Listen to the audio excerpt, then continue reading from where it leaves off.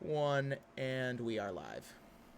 Hello, everybody. Welcome back to another episode of Awakened Pixels. My name is Thomas. I'm going to be the Game Master tonight, and I'm joined by my amazing players. Say hello, amazing players. Hello. And we have the pleasure of having none other than Alex as our guest this week, aka Mr. Puddins. Welcome, Alex.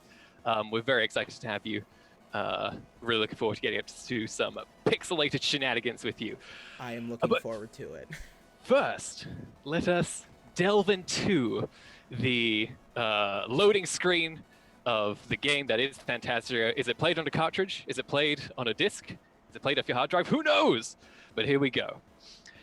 In the dreaded Blightlands, there sits an insidious fortress called the Doomhold, and it rests atop the wretched land's most tallest peak. Inside the adamant and obsidian walls of this dreaded fortress, the leader of chaos, aka the Vile Lord, tries to make contact with one of his most valuable agents. And he says, "How long is this going to take?" The Wicked Witch, his staunch ally and expert of magical things, is making practiced motions over a crystal ball, and she twitches at her lord's interruption.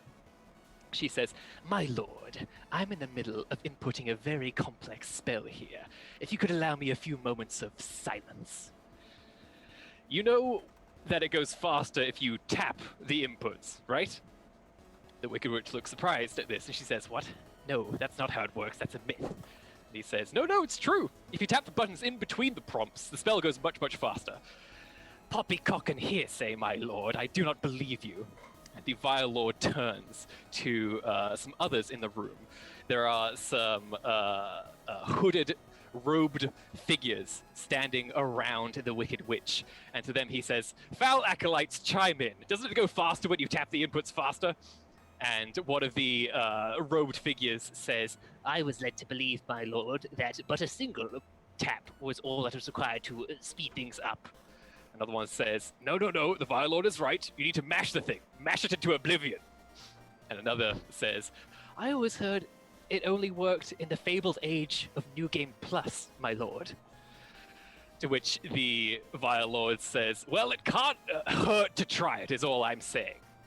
The Wicked Witch slumps forward with a pang of fatigue and annoyance, and she says, "The spell is done. About bloody time. Right. Where is he? Where is the demon army I was promised?" "Oh, my lord, it seems our dear Lich is dead." "Dead? But he is literally unkillable without somebody using the blessed silver arrow." And he quickly realizes he let a deep, dark secret go there, turns to the foul acolytes and said, "None of you heard that." And then returns back to the Wicked Witch and says, "What gives?" She says, "My lord, although contact is no longer possible with the Lich, I was able to glean some visions preceding his demise. No doubt it was those blasted Lightsworn heroes. They finally come out of hiding, and this is the blow they strike against me. Well, it was a well-played game, but they will not be matched by... Somebody help me out here." The Wicked Witch says, "It was not the Lightsworn heroes, my liege. The Lich passed through one of the many gateways opening across Phantasia in search of his new army, entering a world with different rules and polygons. It seems that the fairy and the corgi duo met up with Aveline the Righteous." Now hold on one moment. She was meant to be the very definition of killable when the Lich did her in earlier. What is going on around here? It seems like the entire world is turning upside down recently.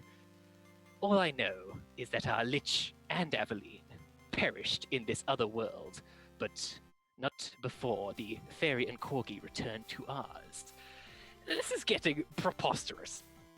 Look into your fabled scrying orb, Wicked Witch, and tell me, where are they now?" Stoobs.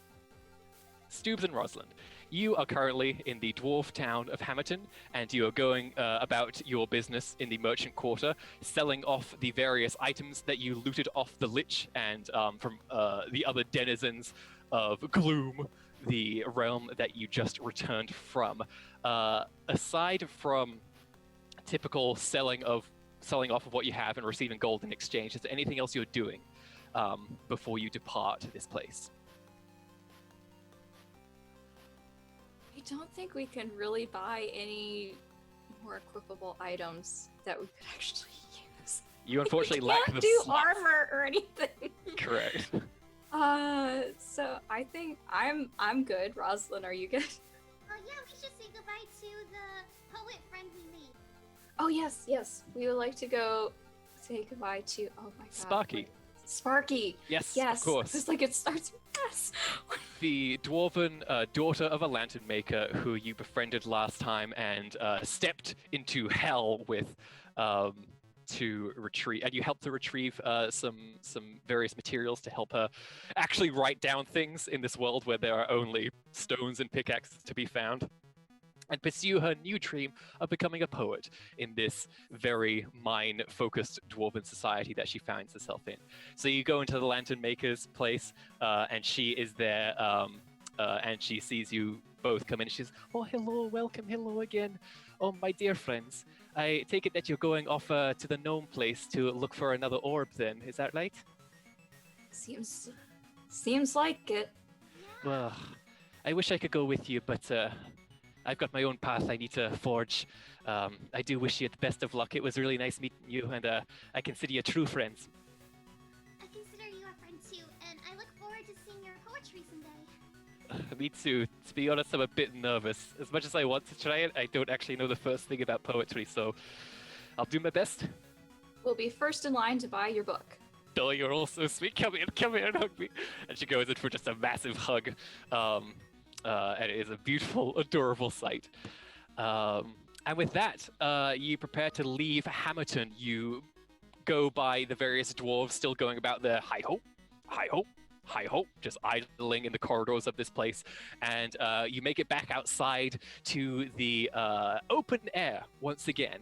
And you are greeted by none other than Dwarven Operator, who gave you a bit of a cold greeting when you first came here. However, it is fair to say, even though when you first came here, your Dwarven faction reputation was a bit dented, ever since you helped free the Mountain King from his bout of stasis, your reputation has now shot through the roof, and all the dwarves are thrilled to see you and are welcoming you kindly and fondly, as though the memories of the events are completely disappeared.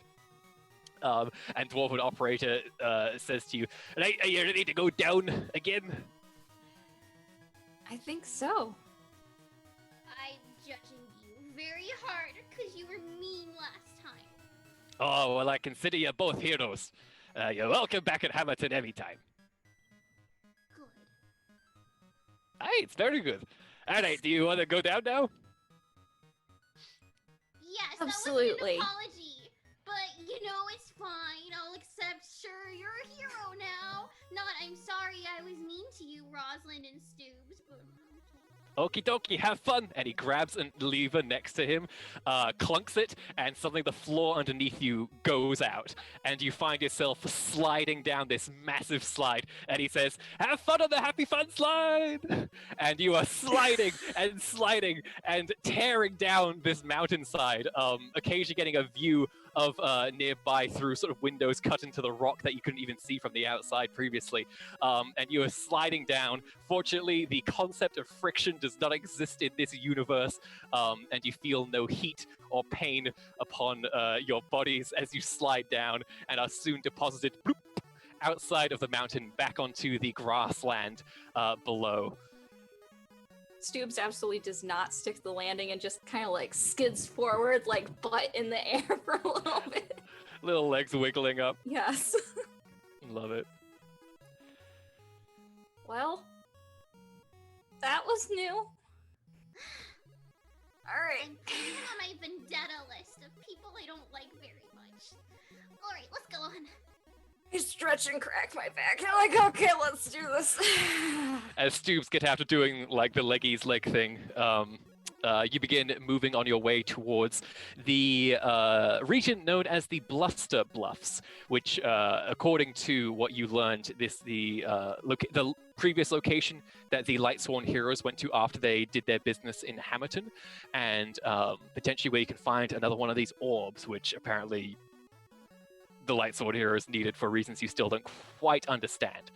And of course, as you begin venturing forth on your journey, you suddenly notice the world shrink and your sails grow as you enter overworld travel and you stomp across the landscape, moving parallel with the mountains, going east and slightly to the north, curving around the mountain range of the Dwarflands and entering a region of massive, grassy, hilly plains.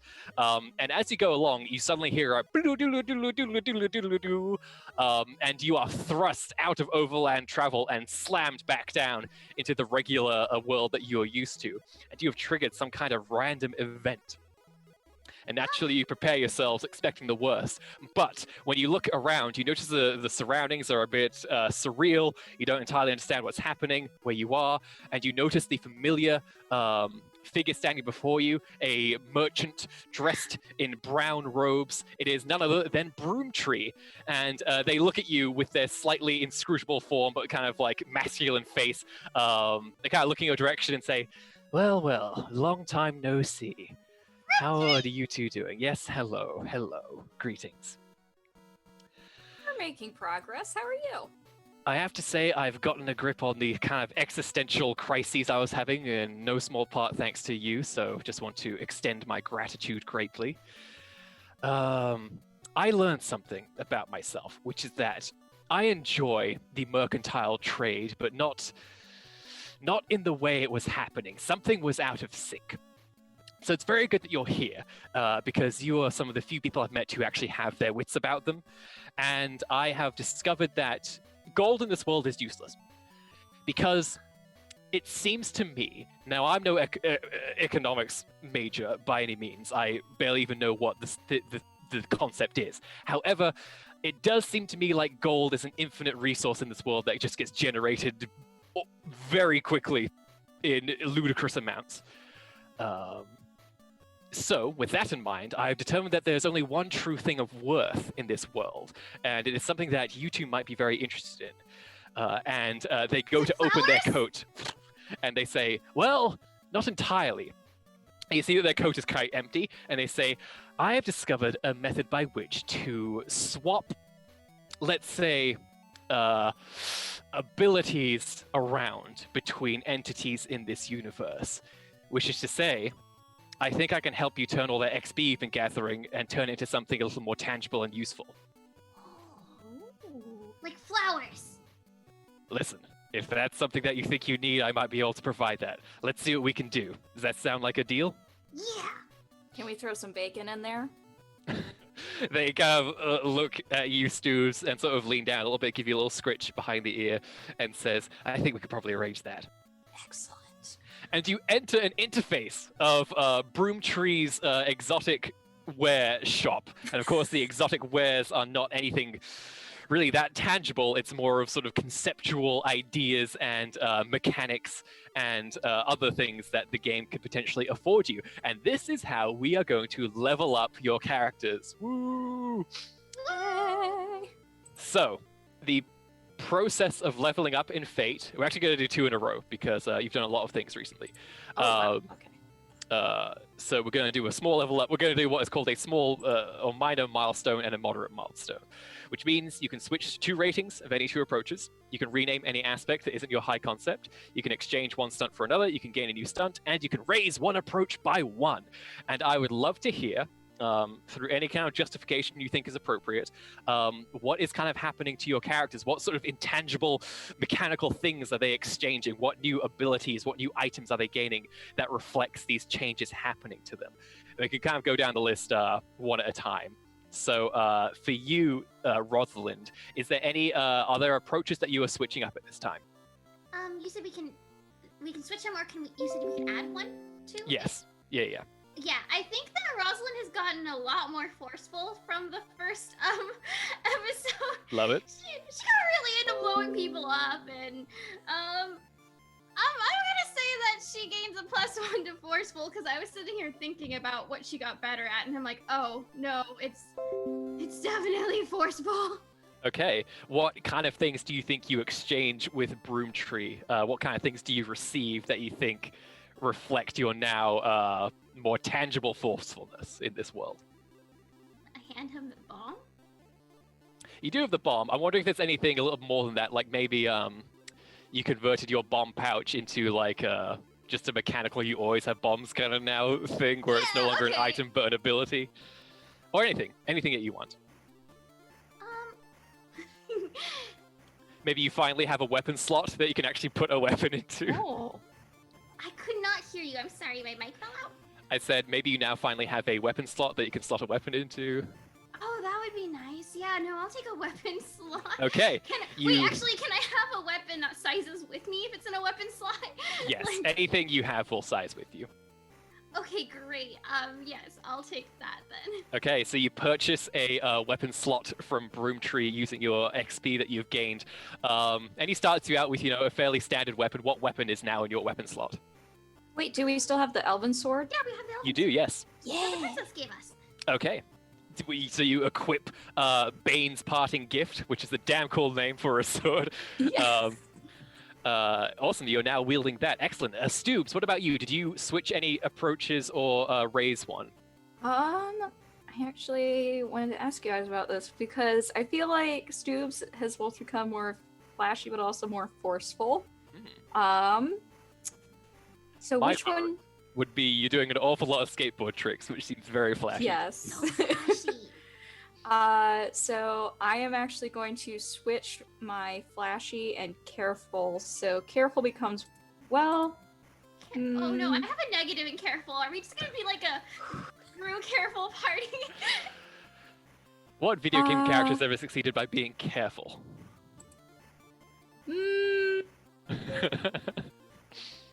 I mean, anyone who snuck around ever, probably. Well, flashy is currently 0, so maybe I'll just raise it to +1. And then,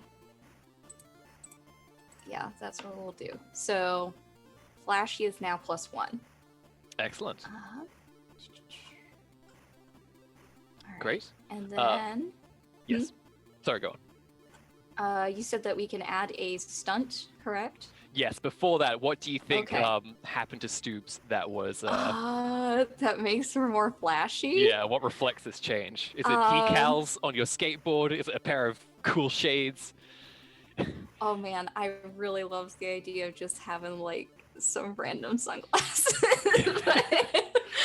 I think that she has some very pink glittery flower decals on her skateboard now. Love it. To go with the scene that Rosalind has and everything. Yeah, absolutely. I think now that you do any kind of tricks with this skateboard, it sends out like a particle system of petals and everything. It looks Yes! very cool. Fantastic. it. All right, yes, and the next was you can exchange one stunt for another and gain a new stunt. So Rosalind, any thoughts there? I was responding to the Twitch chat. Oops. I'm not a good multitasker. What No did you worries. say? Are you exchanging one of your stunts, or are you gaining a new stunt? Yeah, no, I think I'll gain a new stunt because I made friends with a bunch of other fairies, so I'm gonna have fairy friendship so I can do the ultimate again. Yes, absolutely. Because you unleashed an ultimate of sort of fairy energy when you last faced the Lich, as you now have various fairies with you, who are just sort of disappear and reappear at their own will, and they are not quite as awakened as you are. They are very simplistic kind of sprites, but they are still, your people, and they're here to support you. So, what is this new stunt that you gained? Okay, for just like aesthetically, are they like the same as me but just a more boring color scheme? Like, I imagine it could be literally anything you want. I always saw them as like really small, just like glowing light sort of fairies, but they could be whatever you like. Okay, no, that works too. I like that. All right, so I guess for the stunts, you just add it in and then make a description, right? Do I have to do anything else for it? Yeah, just kind of like explain. It gives you a +2 to when you're doing what, with which approach. Okay. So I'm get a +2 to forcefully join our powers together. Yeah, sure. Whenever you kind of forcefully, so we're going to use one of the action names. So whenever you forcefully attack, and then we try to make it a bit more specific, so it's not every attack. So we'll say whenever you attack a being of darkness or an undead creature or anything like that. What's the opposite of naturey stuff? Like mechanical, cold, technological, or dead, undead, Yeah, I was gonna say dead or like metal. profaned. Okay, yeah, we'll just go with like creepy dead things. That works. Perfect. Excellent. All right. And Stoobs, what about you? Have you exchanged a stunt and have you gained a stunt? I would like to gain a stunt. Yes. There's actually two that I'm thinking about right now. And so the one I would call Who Let the Dogs Out. Oh and my. that is Yes. Go on. that is when she makes a forceful attack, she'll get a boost. However, the other one I would call Yum, which is when I attempt to overcome something by being quick, like getting out of a situation quickly, like with the skateboarder when I have to get Rosalind out of the way, I would get a boost for that. Okay. So Both sound great. So either one. which are you gonna go for? I think. God, I really like both of them, You can but save one for later. You will get more. yes. So I will save one for later, and I'll go with Yum right now Love it. because Okay. that seems to be very common that we just gotta skedaddle real fast, Great. like just book it. So And then I will add that in. Then finally, the last thing was you could rename any aspect that wasn't your high concept. Did either of you change anything there, or did you keep what you had? I think I like everything so far. Sounds good. I Yeah, don't think my personality has changed too much yet. It might eventually turn into holds grudges instead of recklessly joyful, depending on how this goes. But so far. Sounds good. Yeah, I think I'll keep everything the same as well. Okay, great. The last thing to touch upon is the fact that you rested, so you get your fate points back to their full again. You remove any stress, any mild consequences are gone. However, the higher consequences are going to stick around for a while. So, Rosalind, your current consequence is that you have less HP because you basically got some kind of a nasty spider attack that reduced your maximum HP. I think we're going to change that now because you've basically recovered from any status effect. We're going to say that you've had a lot of bad things happen to you in caves, so we're going to straight up call it out now. We're going to call this cave phobia. I hate caves so much that that's completely fair. So now this is an aspect I can invoke against you until you get that condition cleared. And your severe one was burn, which is you got horribly, horribly, horribly burnt. Yeah. So I'll kind of let you sort of tell me if you have any ideas about what that could turn into that's a bit more appropriate now, like just scarred or... Can the thing even... It's like a pixel thing. It can't even change the scars. It's just, they wouldn't show up. Yes, there's a lot of abstraction going on. Or it could be like you're covered in bandages now, or you have a weakness to fire now, so bad was the flame that was turned against you. Yeah, I think weakness to fire works. Weakness to specifically fire. Because, yeah. Okay. I'm a big fan of flowers and gardens and not caves and not fires. Both of those things are bad. All right, sounds good. And Stoobs, I believe you were on fire last time, but that was just a mild consequence, so it is Yes. it's gone. Did not leave any lasting effect, fortunately for you. Yeah, and with that, you complete your exchanges with Broomtree, and they sort of close their trench coat once more, and they say, so that actually worked. That's great. It was a pleasure doing business with both of you. You've both given me some very useful things to work with in the future here, so you will see me again. Oh, yes. Ominous? Oh, I didn't mean it to be. Sorry, it's such an old sort of hangover of my code where I meant to be really mysterious and ominous. I'm trying to get away from that. Do you have any tips to just be less creepy all the time? Well, first off, here, I'm gonna take a flower and just put it on him. You kind of stick a sort of a laurel of flowers on their head, which is like on top of the hood. It looks amazing. There! Now you're like 12 times less creepy automatically. And also you could just say, bye, it was really nice meeting you, I hope we're friends, instead of, oh, I'm a creepy man in a cloak, and I'm going to creep on you. Or, just change the inflection, like, see you again, like, just be more open and personable. See you later. No! Oh. It's creepy, Roomtree, it's creepy! See you later. No, Roomtree! It's a little better. Farewell. Try smiling while you're saying it. Okay. Yeah. Farewell. Still, maybe practice in a mirror a little bit. Yes, I think I'm gonna need some more levels in being less creepy. So I'll go and work on that. I'll go grind a few levels out in that and see. I'll let you know how that goes. Well, I believe in you. best of luck on your endeavors. I don't know where fate takes you next, but if you ever need anything, I'll be close by to help exchange some XP for you if you need it. We appreciate your services. And with that, bye! And they disappear as you return back to the normal grounds that you were standing on. And you can see that before you, you have a really nice view of the Bluster Bluffs ahead of you. It is this sort of elevated land, a lot of grass plains over these rolling hills, just so many hills stretching off into the distance. You can see a sliver of coastline just ahead of you as well. And the only thing you really see on these hills is, at the base, there's a couple of trees that are sort of stooped and bent over from years and years of strong winds. But you can also see that there are dotted about across the hills a few sort of fortified-looking windmills that are spinning extremely fast. Clearly, some sort of gnomish invention that is helping them have they prosper. And you can see that there is a certain concentration of them not too far ahead of you, suggesting that there is a settlement there. And that's where you find yourselves right now. What do you think the gnomes are like? Have you ever met a gnome? No, I lived in an isolated kingdom of just fairies. Oh, that's true. Yeah.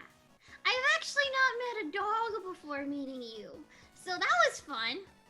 And I never met people before coming here, and then I never met many things. I met a cave. Yeah, I don't think that was a good meeting for you. I don't think caves are good for you. I have a hatred, a deep, dark hatred of caves. Well, you just gotta make sure that you don't become too much like a cave yourself. Like, maybe not so much deep, dark hatred, Yeah, that sounds boring. Let's go! Okay. And with that, you charge up the hills, getting deeper and deeper into the Bluster Bluffs. And as you do so, you immediately feel that your movement speed is reduced as the strong winds suddenly hit you, and you have to do everything you can not to get flown up into the sky. And you have to fight against these winds, pushing forward and forward and forward, trying to get closer to this town that you see ahead of you. And it's really hard to hear anything right now because there is so much howling wind in your ears. It seems that this wind is unceasing and constantly just blustering around in all sorts of directions. And you can see why this place has its name. And the further forward you get, you can see more and more of the coast revealing itself. You can see that there are just tall waves crashing up and down. So strong is the weather in this region. As you get closer to the settlement, which you can't really see many buildings, you just see sort of a concentration of these windmills, but otherwise there's not really a whole lot visible as far as you can tell. But you get closer, and as you do, you suddenly sort of downwind, you hear the sound of screams of somebody yelling for help, and they're going, "Ah, no! Oi! Ah! Gah! Ah! Ah! And it seems I- like they're in distress. Yes, I start running towards the screaming. As I best I follow can. my steed, who is running away from me. You charge forward and you kind of crest this hill, and when you do, you can see that there is a gnome who is holding this cane, and also in another hand they have a harness attached to a badger, and this badger is angrily growling, nah, nah, nah, sort of nipping at these massive, terrifying birds that swoop down and are attacking this gnome, who seems to be somewhat it doesn't seem to be able to see very well, sort of tapping around and just like waving their cane somewhat ineffectually at these birds. And these birds are screeching just this awful, awful sound, just rah, rah! And they are just relentlessly swooping down on this poor gnome and their badger friend. I charge in barking like a Okay. maniac. Why don't you go ahead and roll forceful as you try to fend off these terrifying bird creatures. Okay, that's a 3. Okay, with a 3, let's see how these bird creatures do. Okay, you charge in so loudly that you kind of send out shockwaves through the air itself, casting the wind back at these birds that somehow manage to navigate these strong winds. But even so, they do not manage to stand up very well against your mighty, thunderous barking that you have summoned forth from within you in your sort of level 2 frame. And when you do so, it sends 3 of these birds scattering into the distance. And the gnome, slightly terrified, spins around in your general direction and just kind of yells out, "What's that? Who goes there? There are wolves here now? What's going on?" I'm a dog, not a wolf. "And you speak? I don't suppose you could give me a helping hand, could you?" I mean, that's why we're here. And immediately you can see that another set of these birds circling above come swooping down, and they fly towards you, Rosalind, and they try to take a bite out of you. Well, rather, they're actually just pecking at you. So as this flurry of birds comes at you, what do you do to defend yourself? I am going to try to shrink really small so they can't see me. Okay, so you're going to use your glitch. Sounds like to be sneaky as well. So go ahead and roll your sneaky, and you can add a +2 to this. Okay. And I will roll for instability. I got a 2, so I guess 2 plus 2. So 4. Got a 4. Okay. They swoop at you, and you immediately shrink down, and they fly past you. You can kind of feel the intensity of their forms as they flutter by, but they do not get any purchase on your fairy form as you shrink down to a size that they have no hope of reaching with their talons and beaks, and you succeed very well there. So good job. This gnome is yelling out and saying, "It's imperative that I get out of here. I need to get away from here. Quick, you have to help me get past these wretched things." I would like to use my noble steedness and pick him up Okay. and start running. I start guess I running. could also say I'll use Neum. I want to get out of here quickly. Okay, beautiful. You immediately engage your new stunt. So it sounds like you're rolling quickness, Yes. and you can add a +2 to this automatically. One of the birds will treat this as your defense. A flock of the birds is going to try and fly at you and get you. And I'm going to invoke a hidden stunt of theirs using one of my fate points to give them a +2 to their roll. So I'm going to spend that, giving me a 4. I which got a means- 5. You got a 5. Yes. Rats. They like chomp extra hard towards you, and you just kind of swivel to one side and do a little sausage roll to get away, and just start rolling and rolling and rolling down, dragging the gnome with you. And you can see that they are blind and do not seem to have much of an idea of what just happened, of this sudden blindsided by this corgi, and they're just kind of yelling out, "What is happening?" Ah! Hold on! Ah!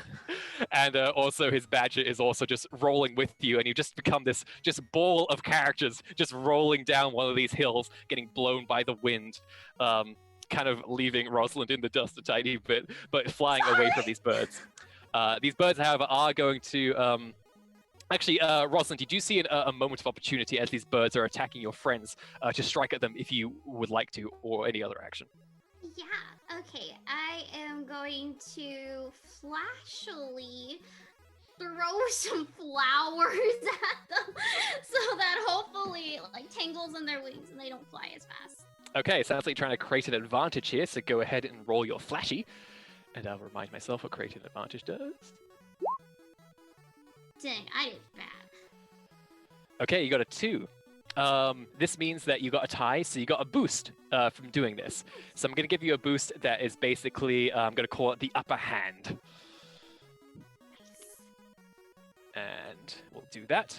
So your kind of flowers land near these wretched bird creatures, and someone kind of look at you like, what? And they kind of just see this sparkling, very minute, tiny fairy. They don't entirely know what to make of you, and they think they're going to go for the greater prey in this moment. And they go to a attack after Stoobs and the rest again. Stoobs, what are you doing in this moment? So I want to kind of get my bearings and see if there's a place where the gnome can like lay low for a minute and be Sure. safe. If you would like to sort of gaze at the surroundings, you can see that there is a lot of hills nearby. There is a windmill fairly close. It is really the only feature that is out in this extremely exposed hunting ground that you find yourself in. Okay. Is this his seeing eye badger? You can sort of put together that seems to be the case, yes. Okay. Then I turn to the badger and I want to... Can I communicate with it? I don't think you have any abilities that allows you to communicate with animals. Okay. Because you are not an animal, you are a sign, as the game is concerned. Yes. Oh man. I gotta get into the windmill. But I also gotta go back and get Rosalind.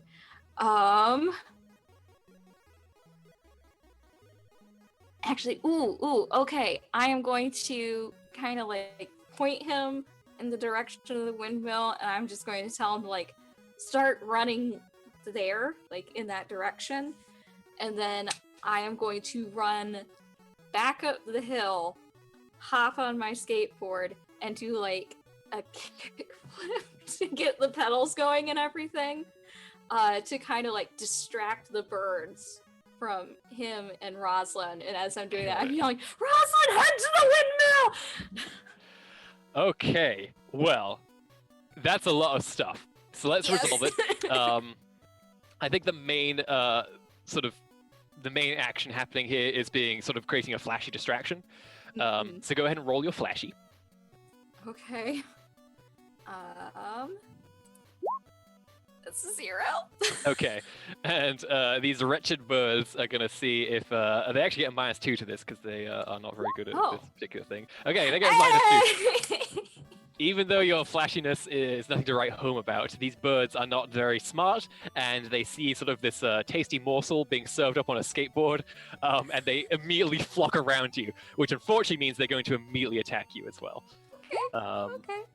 But only with a 1. So if you can manage to overcome that through whatever defense you think is appropriate, go ahead. I would like to, I guess, try to be quick about it. Just like dodge and move and, you know, use my little corgi legs. That's a 6. It is just a symphony of this sight that you see, Rosalind, of Stoob just kick flipping through the air, seems to enter some kind of bullet time as there's just swooping birds going this way and that way. It's almost like she's suddenly playing a rhythm game, just spinning around, dodging every single one of these birds expertly. Superman by Goldfinger starts playing in the It's- background. It's an astounding thing. You can see the sun is setting, just like sending these sort of rays of light cascading across the land as well. It's incredible. In this time, you can see that the badger did not seem to really pick up on what you were trying to put down, and is sort of pulling their owner in a sort of what seems to be a random direction. What are you doing, Rosalind? Okay, so Stoops is skateboarding with the birds and having fun. Just kick flipping off of these knolls and just off hilltops. It's incredible. And there's a confused badger heading the wrong way. As far as you can tell, yeah. Just sort of pulling their owner along. Rosalind is not sensible. I don't think she really realizes the badger's going the wrong way. All she sees is Stoops is having fun skateboarding and telling me to go to a boring windmill. And that doesn't seem very fun. Why do I want to go to a windmill? When you're sitting over here playing with the birds, I want to play with the birds too. So, I'm gonna take the sword I got from the princess, and Ding. I'm gonna like run up and be like, no, I want to play too, and just kind of charge up. Excellent. Go ahead and make a forceful attack with your new blade. Well, sorry, not your new blade. With your freshly equipped, able to use blade. Yes. Okay. Did you say forceful or? Yes, so roll forceful. Oh, goodness. These wretched birds might not do great at this. They're going to swoop out of the way because that's the one skill that they have. So they're going to try swooping, and they get a 0. So you somehow, please describe to me how you annihilate about 4 birds with this new blade of yours. It's kind of terrifying in the fact that she doesn't seem to realize she's doing it. She's just trying to chase them, and it's like, I want to play with. Sing. I swear. Just dropping into pixelated sort of scatterings as you slice through these wretched bird creatures. And you significantly reduce their number, but then you start to both hear this sound of this sort of metallic screeching sound. It's getting louder and louder and louder, and even though the wind is very loud right now, you can still hear it, and you can also still hear the gnome companion of yours yelling up to you saying, oh no, it's a sheer squall, we have to run, follow me, quick. And they are fleeing for their life, still following the badger in the direction they're going, which is away from the windmill. I turn to Rosalind and I'm just like, I guess we go get him? I don't know what's going on, but sure. And then you suddenly see one of these bird creatures. There's just, entire flocks of them in the sky right now. You can see that in the direction of the terrible screeching sound, one of them kind of just seems to get thrust into the air, and their entire face melts off and just becomes liquefied, leaving bone underneath, and they just slam to the ground and explode into death pixels after that. There is some horrible force coming this way that just liquefied the face of one of these creatures, and it's getting closer. Yeah, we go get him! Okay, you run as fast as you can, or ride down slopes, as it were, towards your gnome companion, and you quickly kind of try to move in, try to get them towards actual safety, the windmill. When you see that, he reaches down and grabs at something that you can't see, and suddenly a trap door is thrown open before you in the ground. And you can see that the badger's kind of sniffing around and leaping inside, and the gnome sort of turns back to you, slaps his cane on the trap door a little bit, and just goes, quick, in here, get in, and leaps inside. I Go go inside, in. Even Okay. though this is kind of close to a cave and makes me uncomfortable. Yes, you've definitely entered cave phobia territory at this point. But he yells up to you, someone, close the trapdoor. Oh, no. Are you sure? Yes!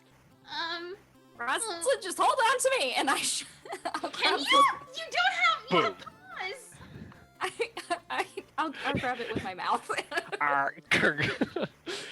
And there is sort of the muted sound now of the winds all up around you, and you can hear the terrible squawks of the birds up around, and also the sound of someone just getting eviscerated by some of this, whatever this terrible force is outside. And you can hear it get closer and closer, and it's just rumbling the entire chamber that you find yourself in. And it stays like that for a very long time. And your gnome companion turns to you and says, I don't know who any of you are, but hello. We should head down this way. A bunch of secret passages we have in the hillsides. They lead back to town. Much safer there, trust me. what was that? What was the swoosh face melt thing? So, okay, that was something colloquially known around here as a sheer squall. They're sort of a thing of legend. I personally was unfortunate enough to tangle with one long ago, and then they were being caused by some foul sorcerer far away from here. Then the Lightsworn heroes came and they sorted everything out, and no more sheer squalls. But recently, the sheer squalls have come back, and they're even deadlier than before. They're melting the very faces of these creatures. It's impossible. What's more, we never used to have these birds in this area before. This is our lovely town.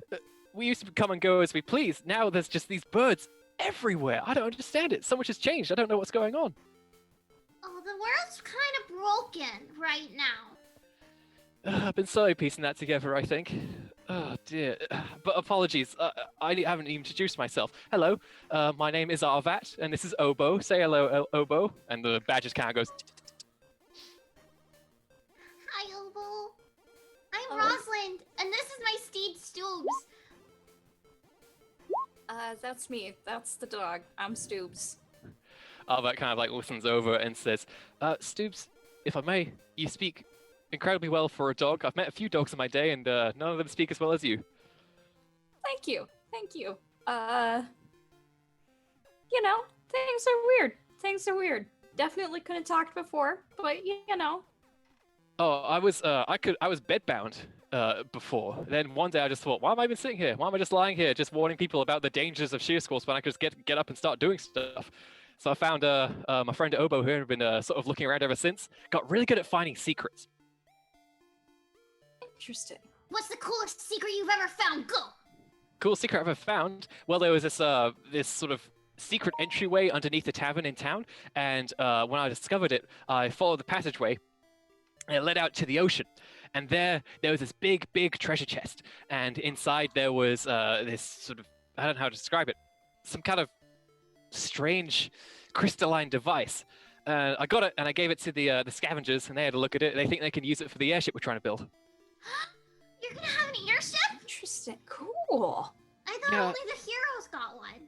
But now more people are making it. So maybe more people will make maps as well, which is kind of like a goal of mine to have other people have maps. Oh yeah, Maps would be good. I can understand that. Well, the thing is, and at this point, Arvat is kind of like moving through these tunnels, kind of explaining these things. And these tunnels are pitch black, unfortunately, so you can't really see much apart from hearing sort of Arvat as he walks ahead of you. And he says, "Here's the thing. The Lightsworn heroes, they came to help us out when we were in a bit of bind, right? And we know they went off to do their, special mission against the forces of chaos, but something terrible must have happened to them because, as far as we can tell, the forces of chaos are stronger than they've ever been. And so we decided that if we've got a bit more, well, it's hard to explain, more autonomy now, we're going to see if we can make our own airship and, get over to the sort of Blightlands and see what's up. Somebody has to help them, and we're ready to help." Well, that's kind of why we're here as well. We are on a mission to assist the Lightsworn heroes. Oh. We're No. the assist, replace. Didn't they say follow? You're supposed to Follow. follow their journey or something. Yeah, following their footsteps for the backup. We need to get you shoes? Like their shoes? Can I wear shoes? I Arvat don't says, know. "Well, if you listen, we're getting real close to getting this airship built. So if you ever need somebody to offer you a ride anywhere, if you're trying to follow in the footsteps of the Lightsworn heroes, we can definitely drop you off on our way to the Blightlands if you need it." Yes. Yeah, that would be great. We're supposed to find all of these orbs. Like there were 7, I think. Oh, you're looking for the 7 legendary orbs? Yeah. Yes. What are they? I have no idea. The Lightsworn heroes are looking Amazing. for them too. Yeah, we got one. We got one.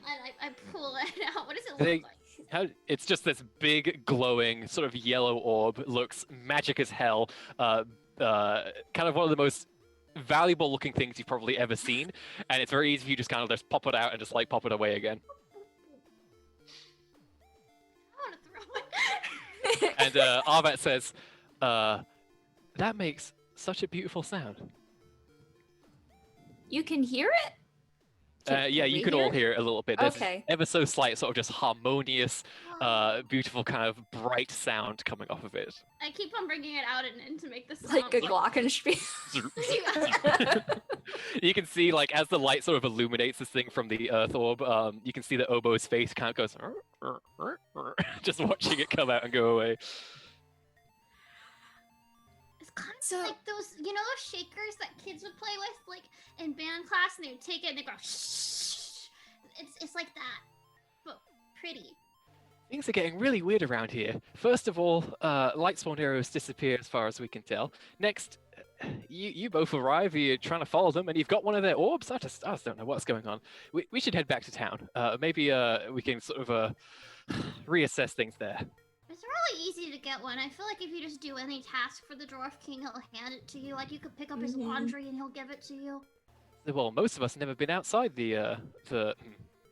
outside our town, let's say. So it's a thing we're all getting used to. I was trying to get past, because Obo here is very good at helping me find secrets, like I said. I was trying to see if I could find a way past all these terrible bird creatures that keep attacking us. They're called Riftclaces, by the way. Awful things. Awful things. Well, it could. So, there's this thing that's happening. It's called the Mire. It's kind of messing with things. But it's also like making people be able to do things that they're not normally supposed to be able to do, like a dog that can talk, you know, or who can leave a village. Yeah, we've been trying to deal with it. So We're getting close to it building might this all be airship. related. Okay. Okay. Why don't we head back to town and see what we can do? And as they continue on, you can see that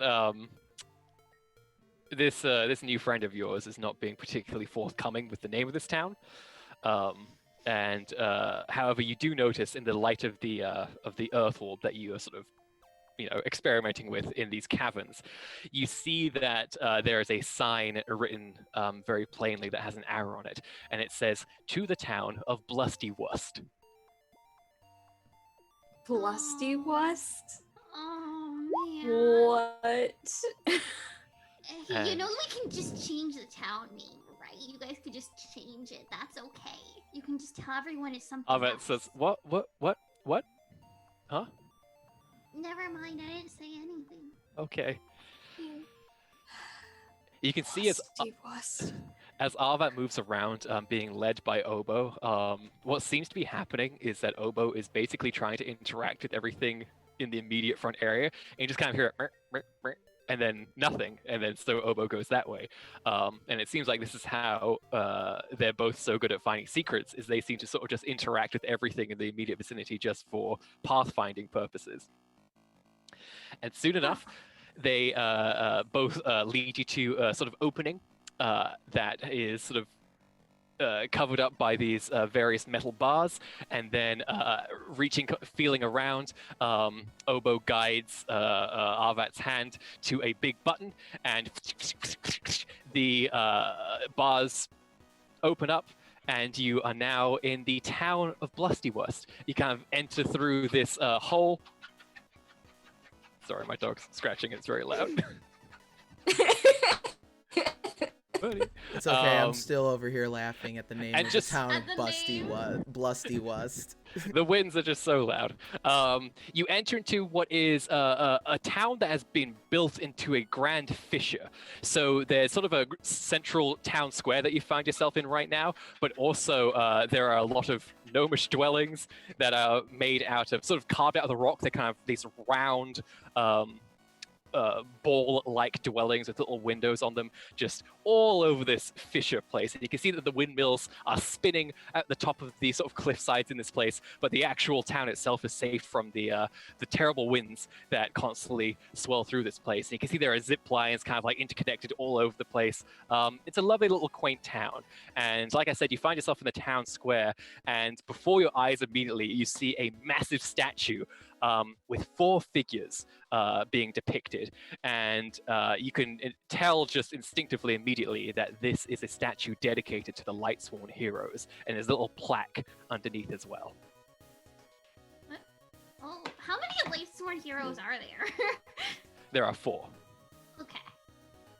Can I read the plaque? What does the Yeah, plaque say? you kind of waddle up to it, Stoobs, and it seems like the plaque is written in a language that you easily understand. It says, "In honor of the brave Lightsworn heroes who saved us from certain doom, we commemorate their deeds with this statue to forever remember their names." And you see their names listed below. Arse, Dammit, Dookie, and Butts with a Z. May they always be remembered.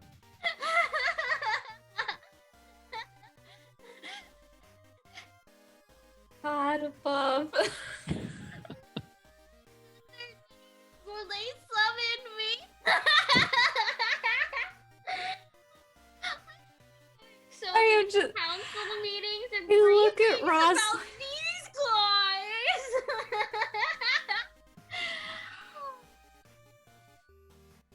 Rosalind, you know how we've been talking about names a lot? I think this is just bad. Oh yeah. No, this is taking it too far. I mean, it's As okay you- though.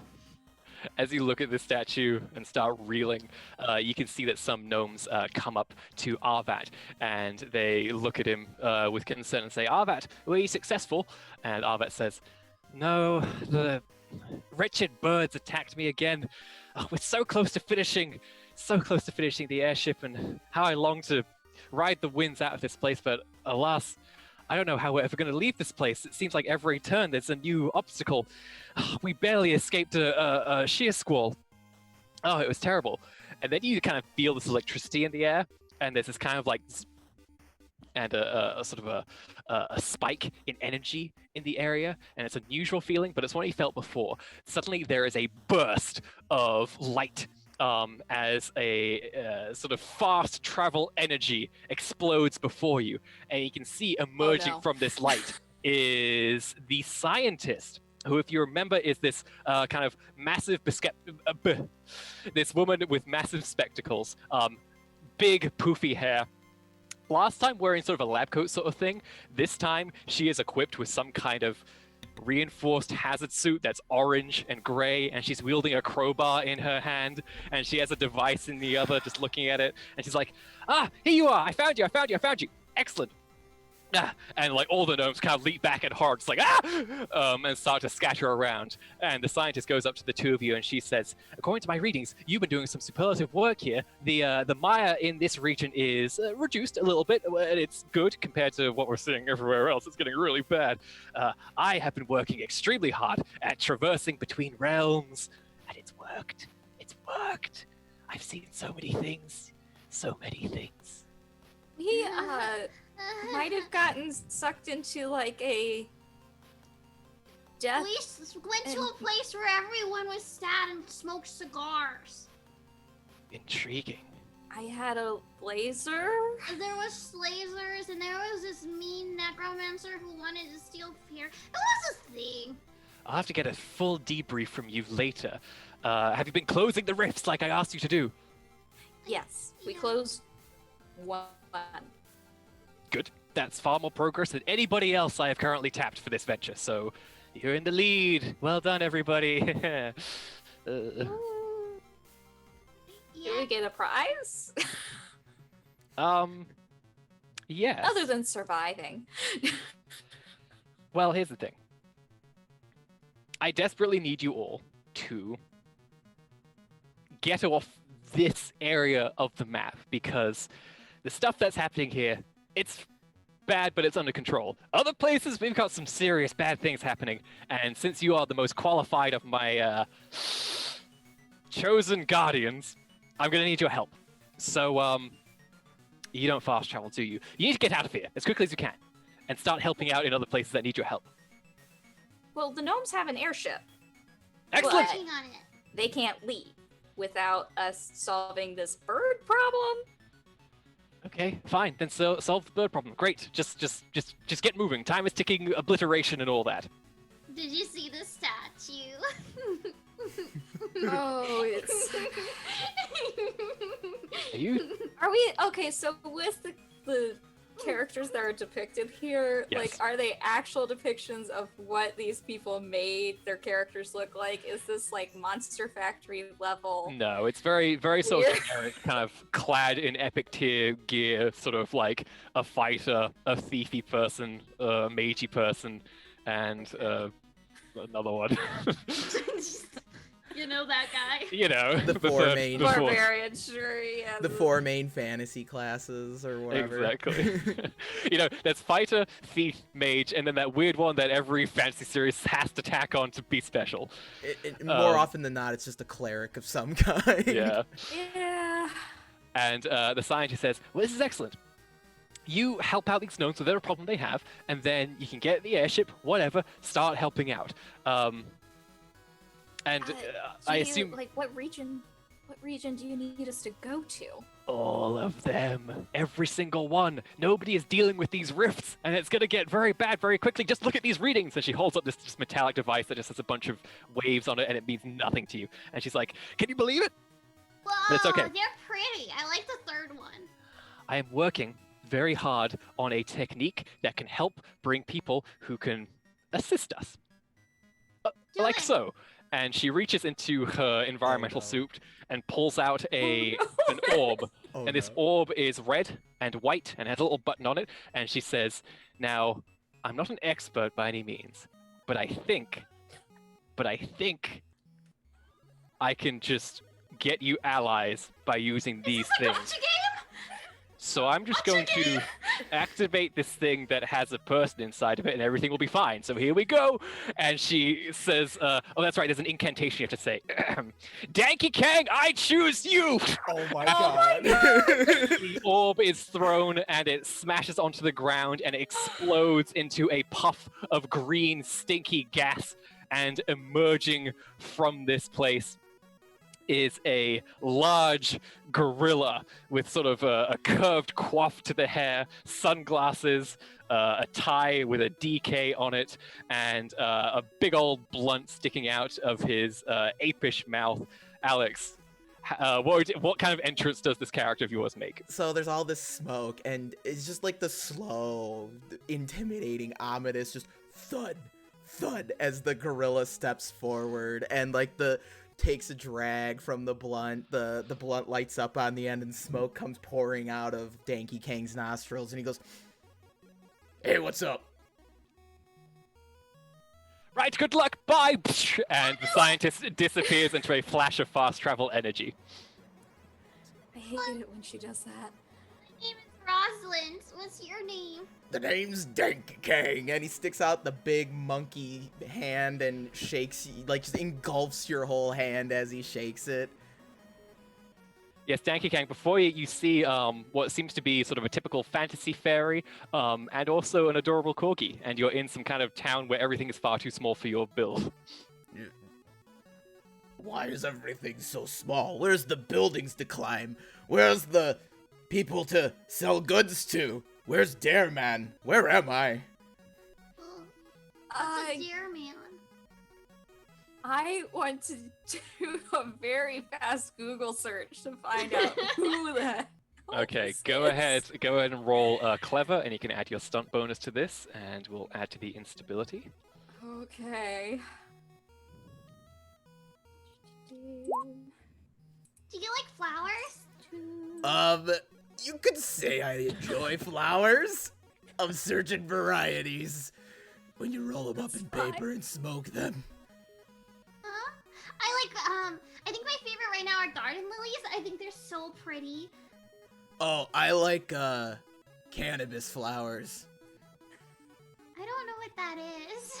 Doobs, as you look up information about what this being, this entity is before you, you kind of go down a rabbit hole into a games wiki, and it leads you to the entry on a game called Danky Kang.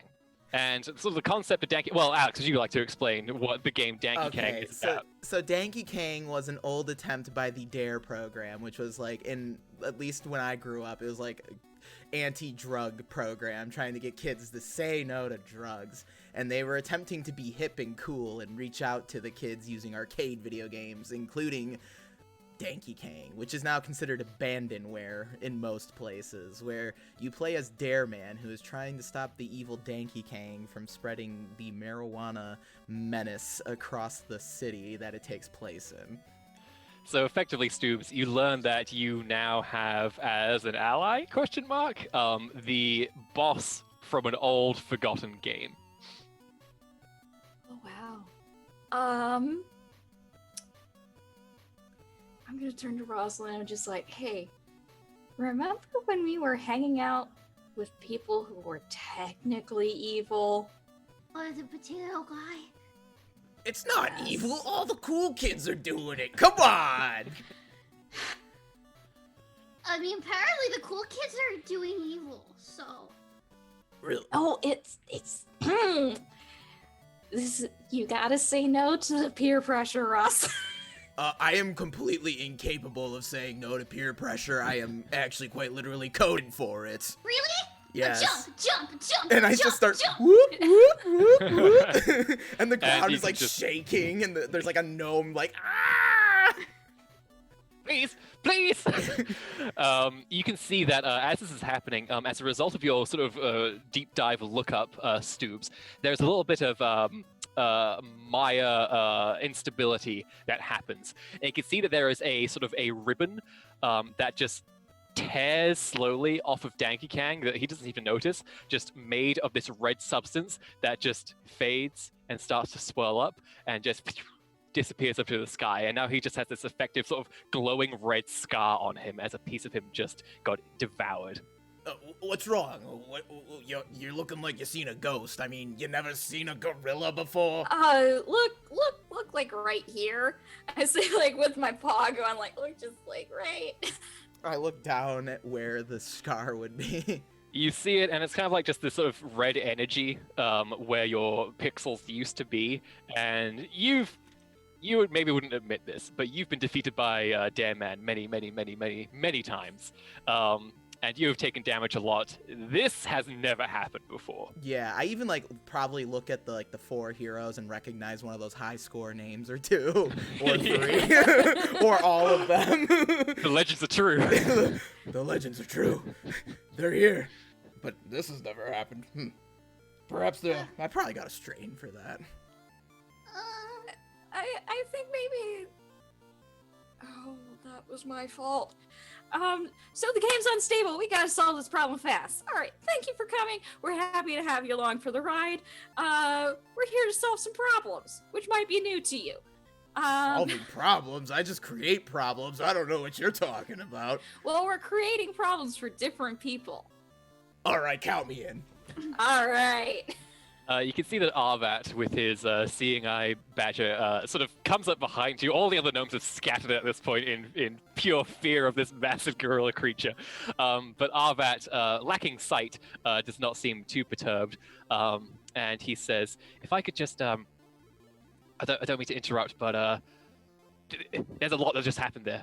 And, you know, I'm trying to get used to processing all these new things that are happening, because it seems like every day it brings something new. But, hello, new person, I suppose. I'm Arvat. Hi. I'm Danky Kang. Hi. And I just stick out my massive hand and just kind of pick Arvat up and shake him. Because he's just such a tiny gnome. You get kind of nipped on the hand by Obo the badger defensively. Oh, ow. Well, that wasn't very nice.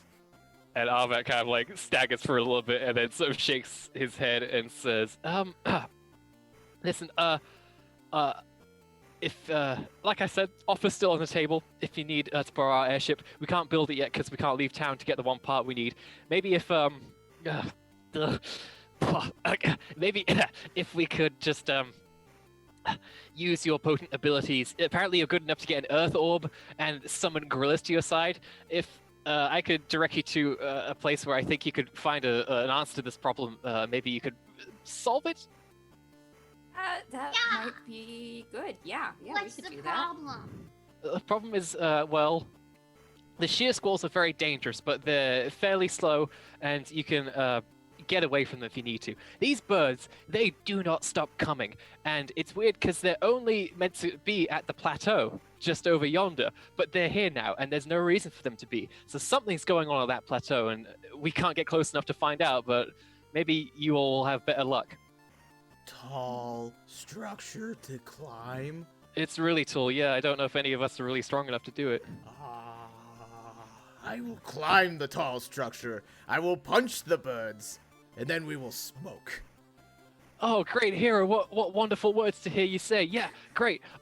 So Obo and me are really good at finding secrets, right? So we can maybe find a tunnel that'll get you as close to the plateau as possible, and you can run from there and, well, see what you do best, I guess. So we were supposed to get like some other orb here. Would it be possible to get that? I don't know what to tell you. I just know the legend of the elemental orbs, but not much beyond that, I'm afraid. Okay, well. Do you have like a king we can get coffee for, and then he can give us one? We had a mare, but she got eaten by the birds. Oh, I ate a mare once. Pretty tasty. Oh. Let's go. It happens at level 5 because I enter the rage level. Oh, you and your newfangled graphics around here. What is this, 3rd dimension? I never would have even preposterous. Did you say you're level 5? I mean, I am the final boss of like multiple levels in Denki Kang. The game is named after me. Wait. We're not in Denki Kang, are we? You're not in Denki Kang This is- anymore. Phantasria? We're in a Phantasm. gnome What? town in Phantasria? Doesn't ring any bells. Nah. Did you by any chance meet a woman with glasses and very big hair? For a second, and then she clubbed me with a crowbar. Yeah. So that was her way of recruiting you, apparently. So welcome to the team. Well, all she needed to do was give me a dime bag. Jeez, didn't have to. Whew, that hurt. She's very assertive. Yeah, kind of like Dare Man with the hammer. Is Jeremy the bad guy? Well, it depends who you ask. If you ask me, yes. But if you ask whoever created us, and according to the Grand Manual, I'm supposed to be the bad guy. What? Says you're the bad guy? Yeah. But that's just like a personal opinion thing. Bad guy's a bit relative. Pot's not that bad.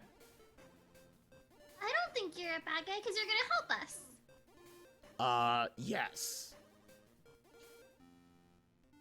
I mean, if you weren't gonna help us, what exactly were you gonna do? I was gonna find the nearest princess, sell drugs to her, and then bring her up to the tallest building I could find, and wait for someone to try and rescue her. Well, that's not gonna work very well with Bane. We met the princess. She's gonna stab you with 2 swords. Oh, come on, the princesses here are badass too. Oh, I hate this yeah, place. she's covered in rat blood, and she's so cool. She's like, shoo, shoo, shoo, shoo. I hate this place already. Take me back to that cheesy 90s coding. Ugh, this is too new age for me. We're still pixelated, if that's any comfort. Can you punch birds, though? I can punch a lot of things. I just like punch the nearest thing. Okay, the nearest thing I'm gonna say is sort of a crane system that they use to kind of Oh move my cargo God. around. No. So you just and just the crane snaps in half. It falls. The cargo it was carrying falls. The cargo lands on some sort of merchant wares that kind of fling up another bit of cargo into the air. Smashes into a windmill. The windmill starts to buckle, fall down, and just this windmill blade starts going down the street, just causing chaos in its path. And there's the classic just screaming, something lights on fire. Oh, Wilhelm scream. Fire department will get it in a minute. They don't have that. Eh. It's a bucket line. At this point, Arvat just goes, we should go right now, we should go right now. Let's go fast. Come on, Yeah. Obo, come on, Obo. And you follow the pair towards a sort of an area where it looks like it's a temple of some kind. There are some people about there sort of doing worship, praying for dearly departed ones. And Arvat kind of takes you around back where there is a secret illusory wall that he and Obo discovered. And he takes you through. Danky, I'm afraid that you have to really squeeze your entire gigantic muscle-bound form through because this is not built with giant gorillas in mind. Perfect for hotboxing. Oh boy. And you eventually it opens up a little bit, and Arvat kind of starts bringing you through these tunnels, and eventually they lead upwards on this big ladder. And Arvat says, okay, this is as close as you can get before, to the plateau. I don't really know what to do out there. If you hear a sheer squall, run for cover wherever you can. Do not stay outside. If you see the birds, do whatever you can to fight them off. We've not been successful so far, but just get to the plateau, figure out what's sending them here, and then see if you can do anything about it. Are sheer squalls corporeal? Like, are they? What are they exactly? Well, originally they were just foul sorcery that somebody was sending down, but now they've changed a little bit, and I honestly don't know what they are anymore. Who sent them down? Is there's It was some chaos wizard, I don't even remember. My entire function before, awakening was I would sit on the bed just going, oh, and then if the Lightsworn heroes ever talked to me, I'd say, they took my eyes, the sheer skull took my eyes, and that's all I did. But then I decided I didn't want to do that anymore, so I stopped.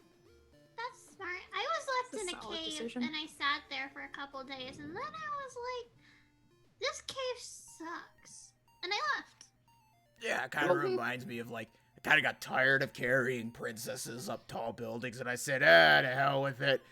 And then I started walking some other way, and then I got clubbed in the head with a crowbar, and here I am. Yeah, we all have had these relatable experiences that everyone goes through. Well, best of luck. Up the ladder. All right. Hopefully, do if you this. do die, you'll respawn at the temple. It seems to be a bit 50-50 with our population so far, so hope you're How important. many people have died and not Well- come back? We tried a lot of things to get out of this city, and those birds are really horrible. Oh my god. Okay, that's great. That's fine. That's dandy. Maybe if I don't know, maybe if we solve this, they'll all like respawn and come back. I don't know. All right, we gotta do this. Let's do this. Okay. Right, let's do this. There's a Are you hype. ready, Dinky? Okay. Are you ready, Stoobs? Hold on. He lights up. Yeah, I'm good. You see a buff comes above Danky's head, but you have no idea what the symbol means. It's like a little cloud buff. I've never seen that one before, but okay. And you climb up the ladder, you exit through the trapdoor, and you're immediately hit by the extremely strong winds of the Bluster Bluffs. And you exit back outside, and the door slams behind you. And you see, not too far away, there is indeed a grand plateau before you. It is going to take a sprint and a half to get there. And currently you don't hear any sheer squalls, but you do hear the sound of as suddenly 3, 6, 17 of these rift claces start swooping down towards all of you. How do you all react? Mr. Kang, how fast can you run? I'm pretty fast when I put my mind to it. Once I here, jump on, and he just kind of lifts up all the characters, throws them on his back, and just like gets on all fours and just. Poof, poof, poof. Oh god. That sounds like you are forcefully evacuating everybody from the situation. So go ahead and roll your forceful. I would like to use my big ape stunt because I am moving like a primate. Yes. Please All do. right. So that'll be a +2 to the roll. So that'll be a 9 Whoa. total. Hey, first roll. That's what we're talking about. Holy crap. I mean, I guess I'll Hello, okay. High speed. I guess I'll roll the flip. His ears are just like blown back. Just takes the Stoob skateboard. Just. So you are immediately swarmed by these wretched birds, and they start, pecking away at you. You just hit it into high gear and just start just charging across the landscape, leaving massive craters in your wake, Yes. and you just are shedding these birds. So fast are you moving that they cannot even get a hold of you. And someone tries to catch up to you, and a second any of them get close, you just punch it, and it just flies off into the distance, leaving nothing but some feathers behind. And then I'm like using smoke to like smoke the rest of them out. Like there's smoke in Yeah. the rest of them You out. hear as someone I'm just running. going, ha, ha, ha, and just slowly falling to the ground. And like as I'm running, you just hear do do do do do do do do do do do. The music does not match the action at all. And then one, Uh, as I gain speed, do do do do do do do do do do do do do do do. That's as much as we can do before we get banned from Twitch. Yes. Yes. So you charge forward and you head towards the plateau at an incredible clip. You do see that, you notice that as you're going along, there is a strange sound in the air. It's a few sort of slightly musical notes that you can hear every now and then, just do-do-do, and then it sort of disappears. And another part is just do-do-do, and that's all you hear. Just sort of this weird broken segments of bits of a song, and you have no idea why it's happening. There's nothing around here that seems to indicate why that's a thing. But before you know it, you've reached the base of the plateau, and it is a direct vertical line straight up Oh, no. into the sky. A obstacle that has proved to be a problem for you all many times in the past. Okay. So, here's the problem. I cannot move above a certain height. Have I reminisced about my favorite pastime back in my home world? Nothing princesses? Carrying them up to high places? Exactly. Okay, but if I clip straight through you, I'm sorry. Hey, look, that's not my fault. Blame the coders. That is true. Alright, let's give it a shot. All right, I would like to try and climb this plateau. In what method? How are you going about this climbing? Describe to me the actions you're taking. You know what? I would say it's probably like, finding a rock, swinging upward, grabbing onto like a ledge, swinging up. Kind of like what a gorilla would do, like swinging around, finding like branches and vines to like woohoo, and just swing up while carrying my compatriots, tossing them from arm to arm and foot to foot as necessary. Now that sounds flashy. So go That's ahead and what I roll was flashy, thinking. and this falls under the purview of your stunt as well, so you can add another +2 to this. Sweet, and that'll be a 6 total. Oh my 6 total. God. All right. You easily overcome this obstacle set out before you, just swinging up and down. The two of you get juggled a little bit, and at first it's a little bit sort of terrifying. Fall damage is a thing in this world, but soon you can see that Danky Kang, in spite of his sort of, how to put this delicately, his sort of rough appearance, definitely has some proficiency when it comes to this kind of thing. He's no slacker when it comes to this. And you're making your way up the plateau with great speed. Soon you can see across the lands of Phantasmaria, and Danky, this is for the first time you've really seen the scope of these lands. You can see, it's not just a single boxed room every single time, or a tower that you climb. It is an entire world. Whoa, holy shnikes. Y'all got a big home. Yeah. Is it not like this where you come from? No, it's usually just like a black area, a few like reddish beams of metal, and yeah, that's about it. Maybe a ladder or so, and then like a box of blunts to throw at Dare Man. That's about all I got. I like it here. Yeah, there's so many different nice. places. And I'm trying to get back home, but first I have to fix that the world's broken, and then I can go back to Faerun, which is where I'm from. And it's, which direction is it in?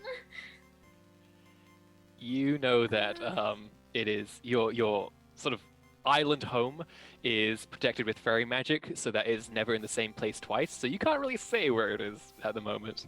I pick a place and pretend it's that way. It's that way! And I look over, and it's just like terribly spooky looking gloomy gulch area. It's just like Just lightning above it.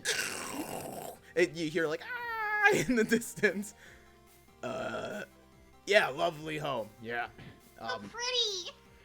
Stoobs. Sorry, go ahead. And corgi folk, where do you come from? Oh, I'm literally just a dog until like I don't know. My brain got affected by the mire, so I can talk now. He also has some unique friends. The Wi-Fi and Mr. Google. What the fuck's a Wi-Fi and what's a Google? They're friends. I can access a lot of information that I'm not supposed to have access to. Oh, well, I have access to a lot of plants that I don't have access to, so I feel you. I get that. Okay. Wait, is that Stoobs, how you knew who I was instantly? Yes. Most don't really recognize Danky Kane. They usually recognize the other guy. Show off.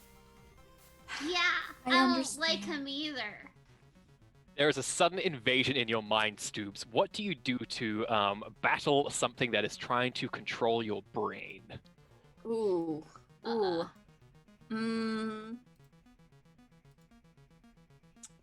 think like the physical process would just be like to try to reject it as hard as possible. I think that manifests as basically just a wall of meme music.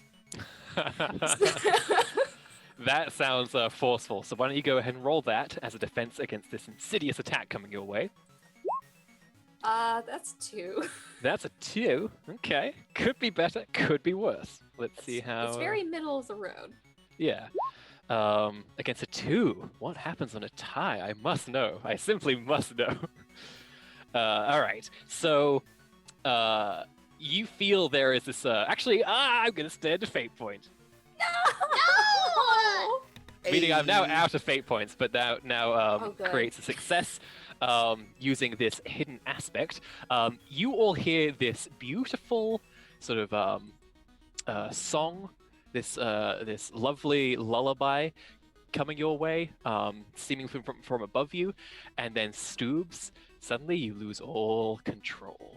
And in this moment, you bite down as hard as you can into the back of Danky Kang. Please roll your forceful.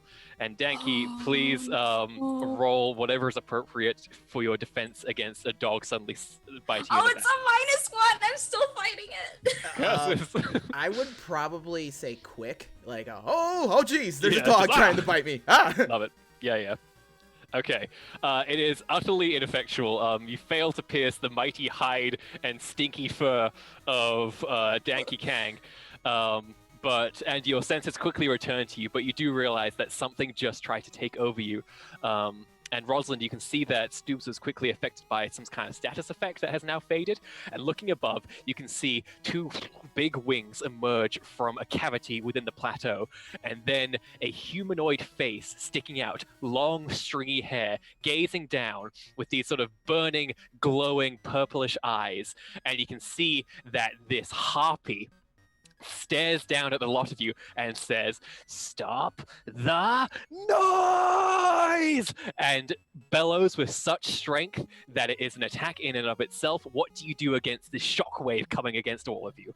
I will kind of plant myself really hard like a gorilla would and just kind of try to endure the sonic shockwaves of this heartbeat. Forceful for you. What Yeah. about the rest? Try to create some magical plants to wrap around me so I'm more solid. Sounds pretty clever. Go ahead, roll clever. Oh, dang. And Stoobs? I would... Are we on any flat surface right now, or are we You're still on on like a Danky sheer... Kang's back. Oh, It's the flattest surface you have. man. Oh god, how am I gonna do this?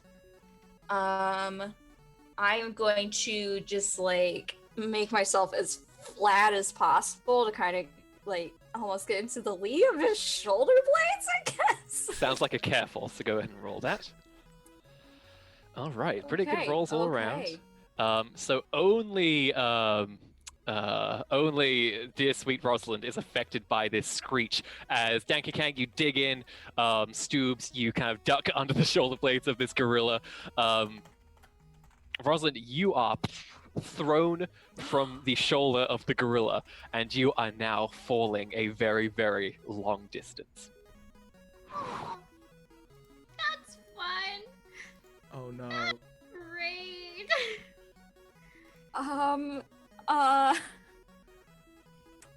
Well, Do we shit. see this? Do we notice Yeah, this? you're very aware of this.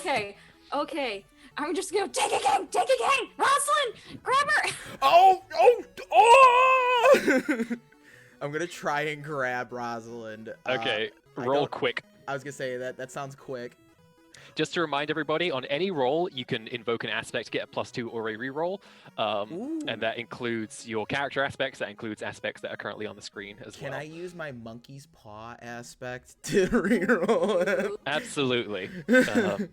So you can either reroll, so you can reroll that. And that reduces your fate points by 1 as you invoke that, and it gives Yeah. me a fate point, so thank you for that. Yes, I'll give you more toys to play with. Oh no! It's worse than it was Oh. before. I went from 1 to Thank you. 0. It's like You as I see- go to grab Rosalind, and I'm like, ooh, wait. I pull out a joint, and I'm like, ooh. It turns out that your reflexes are somewhat slowed for some reason. And you do not react anywhere near quick enough to catch the fairy as she starts plunging towards the ground. Oh no. Oh Fuck. no. Yo, you said fall damage is a thing around here, right, Stoobs? Yeah! Oh, beans. Okay, Rosalind. At this point, your friends are far, far away from you. Yeah. You are hurtling through the air. Is there anything you are doing to try and stop this, or? We're or- like by a cliffside. Can I take the elven Yeah. blade and try to like jam it into the cliff so I Oh! can hang off? That's rad as hell. Yeah, you could do a forceful or a flashy for that if you would like. They're the same. I'm gonna call this a difficulty 4 because this sound. Well, I'll call it 3 because you're very light as well. Okay. We'll go with forceful 5.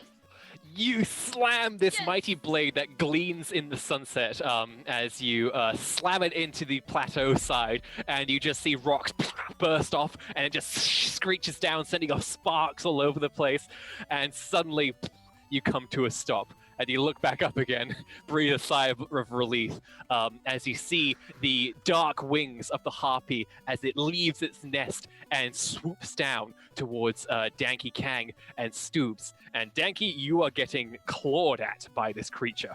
Ooh, time to defend myself. Yes, how do you do so?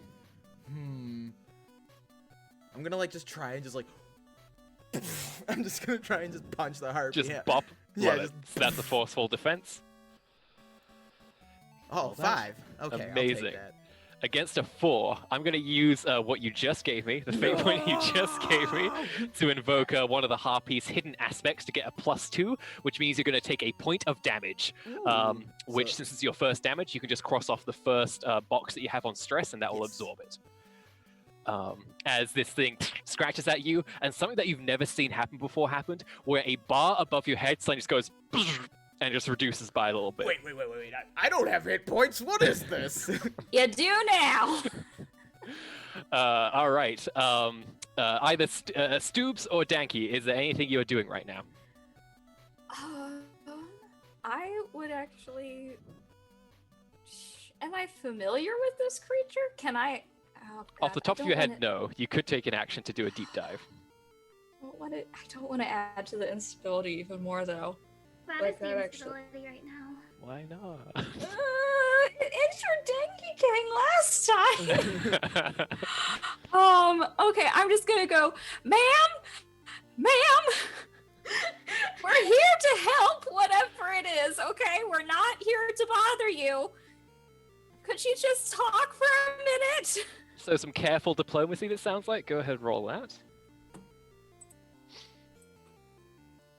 Let's see.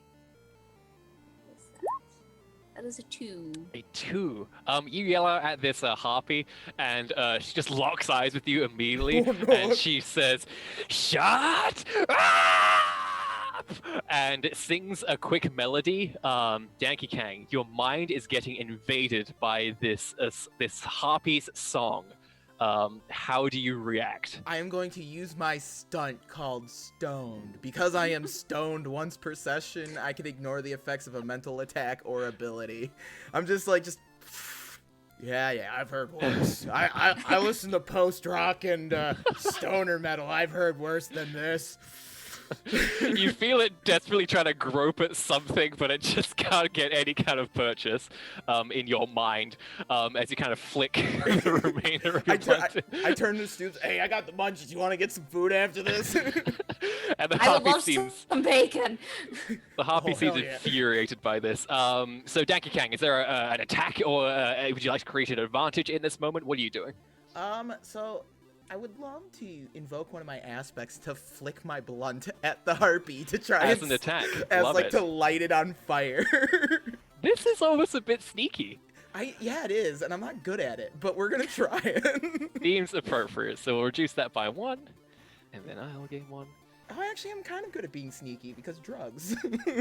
And repeated kidnappings. That's right. It's careful and being clever. I'm not so great at. All right, I got a 1. Okay, so you kind of like there's no way for the harpy to really do anything about this other than just like taking it. So we'll just roll that. Okay, harpy got a 2. So unless you would like to, but you invoked your aspect, which means you Yes. can modify the roll. So you can either re-roll or add 2. I'll add 2 because that would make me a winner. Excellent. The small glow of ember circles through the air and impossibly just brushes against one of the feathered wings of this harpy, and then within seconds there's just as the entire wing is lit ablaze from this one source of fire, and she just starts screaming. And you have done some damage to this creature. Rosalind, you are down, hanging by a sword, a decent distance below this. You can see that the harpy's now on fire. You can hear her screeching. What are you doing? Yes. What a question that is. I don't have 2 swords like the princess, so I can't exactly just climb back up here.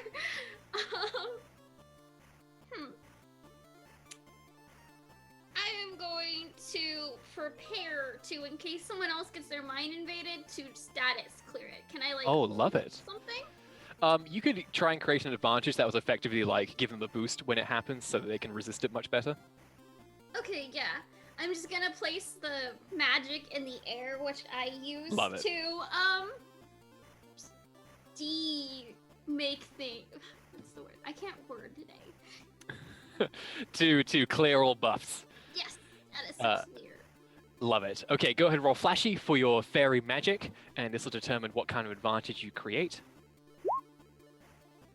A 2. All right. I would like to use recklessly joyful to add 2 more to it. Okay, explain to me what kind of reckless joyfulness you're bringing to this moment. I am sitting here on this cliff and I'm adding a bunch of magic, but it's not like boring magic. It is really pretty magic. It's just like this happy image of like everyone being friends and just joyfully all around everything. There's flowers growing everywhere. Love it. It's really pretty. All right, did you want to re-roll or add 2? I'll add 2. Okie doke. So go ahead and reduce your fate points by 1, and so you're adding 2, so that creates a 4. That's going to succeed with style. Not only do you create or discover create an aspect, you get 2 free invocations of it. So we're gonna call this.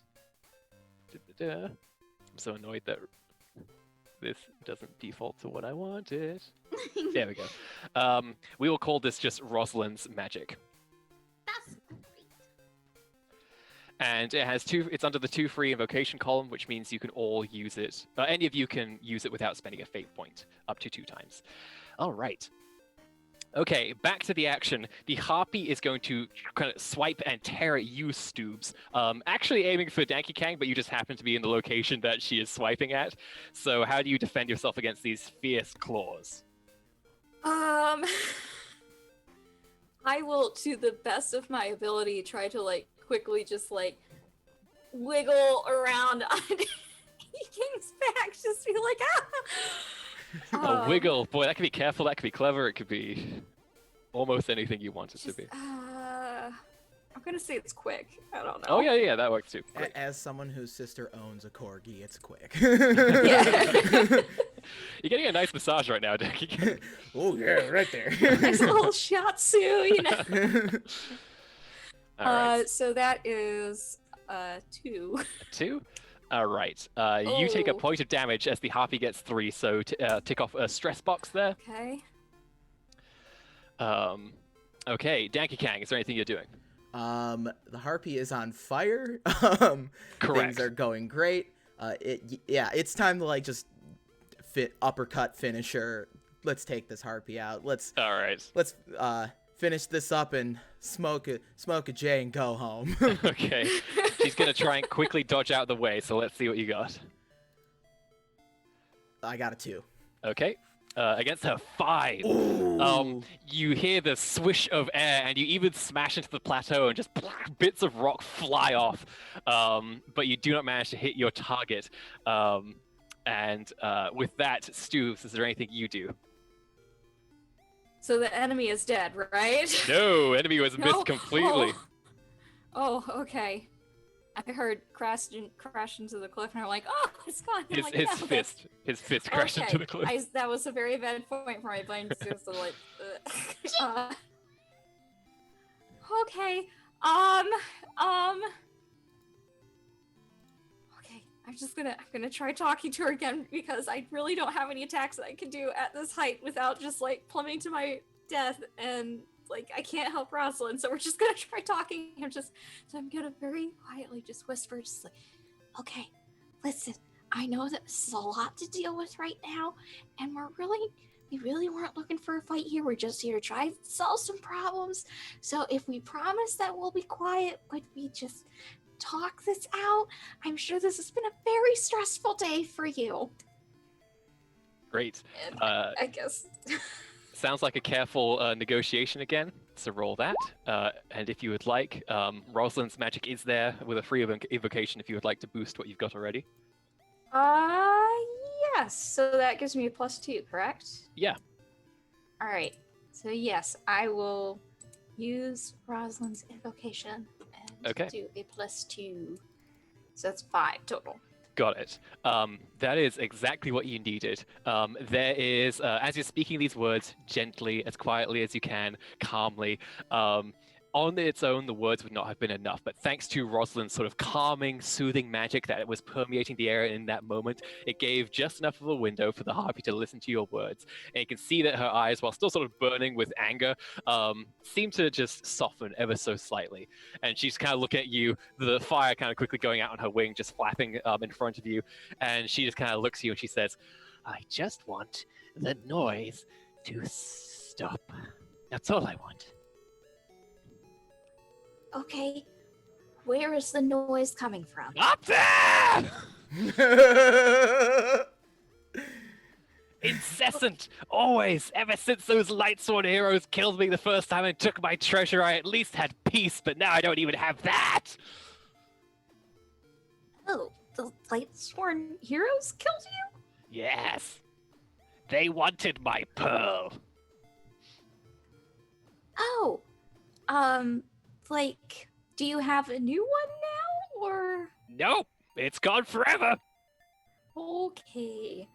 Well, honestly, if you could just give us a little boost, we can go up to the top and we can take care of this problem for you. Last time I went up there, I was blown away.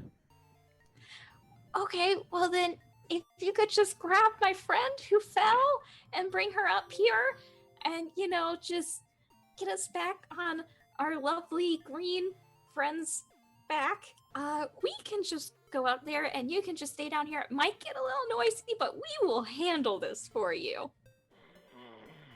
Very well, dog, but if you don't, I'll scoop out your eyes! Fair enough. And with that, the harpy swoops down. Rosalind, you see this very angry-looking harpy just coming straight towards you, and then talons come out and just grabs you, and you are pulled from the cliff, pulling the sword out with you, and are being soared up into the sky. And Danky Kang and Stoobs, you are able to quickly follow this harpy as you all reach the top of the plateau, and you see something you could never have expected. And that's where we'll take a break, everybody. We will be right back with more from Awakened Pixels. Don't go anywhere.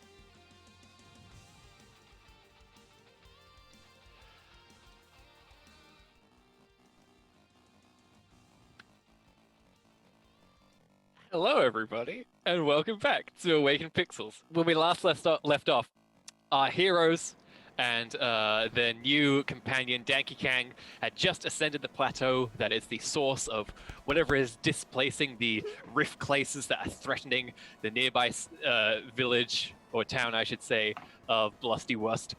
And yeah, when you get up there with your new sort of harpy companion, what you see is, well, to you, Rosalind and Stoobs, you definitely recognize a somewhat Riftbleed-esque tear in the world. Not nearly as violent or as open or as dangerous looking as the ones you've previously seen, but there is definitely this kind of scar of red energy that is just carved into your world.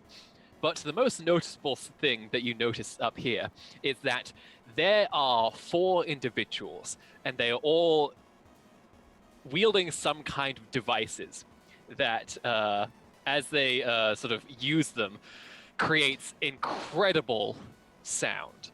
I'm talking awesome music. It echoes across from the plateau, and you can see that one of the figures grabbing their guitar charges forward on their knees and starts shredding like a maniac. And you can see that the notes and the reverberations coming off of this extend out into the very air of this place and are swept up into the winds. And you can see that one of the terrifying squalls from earlier is created before your eyes as this face-melting solo becomes this deadly force that extends down into the bluffs below. And this band of punks starts creating incredible sound, nothing like anything any of you have ever heard before, and they are going all out. And you can see that there are a couple of riff classes that are circling, and as they try to get near, they are immediately rebuffed by the sounds of this rock and roll that is happening at the top of this plateau. And soon enough, after that massive kind of big rock ending that these people just did, you see that somebody wielding a wireless microphone, big sort of flaming red hair, sort of torn up punk jacket with studs and badges all over it, massive high tops, sort of just a very classic punk, piercings all over. She turns to her companions and she says, "All right, that was pretty bad. That was pretty great. That was pretty great. Let's take it from the top. I want to try something a little more metal this time. Just more metal inserted into it. Let's see if we can really just shred something here." And the fellow band members are kind of like agreeing in unison, getting ready to go. Not noticing any of you. Oh, is it a rock? They all immediately spin around. You see that the lead guitarist wields her guitar like an axe. The singer kind of sort of gets in a sort of defensive position. The drummer wielding drumsticks as though they were blades, and the bassist, a large brick of a man, just kind of like slowly turning towards the rest of you.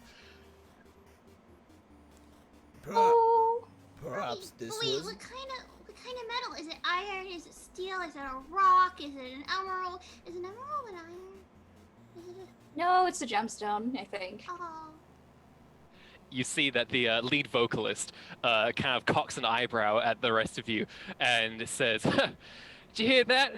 They want to know what kind of metal we got. I say we show them." And the big bassist guy just goes, "Yeah," and then you are just blown back with the power of heavy metal, double bass drum kicking in a frenzy, and then stopped immediately as the vocalist turns back to you and says, "That's the kind of metal we got." Oh. Just so you know, we've had a noise complaint. Yeah, you're really harsh in the mellow there. Oh, what are you, a cop? No, what? Get out of here, cop, you knock. Just take a whiff of him. A dog. Yeah, I'm just like, I just like flick over a J towards them. Yeah, would a cop give you one of these? Seems like a thing a cop would do. One of those sting operations. I'd have to tell you if I was a cop. That's the rule. That's true, I've heard that. Yeah, that is the rule. And they all kind of go, yep, yeah. Rosalind is so confused at all of this because she doesn't know what a cop is.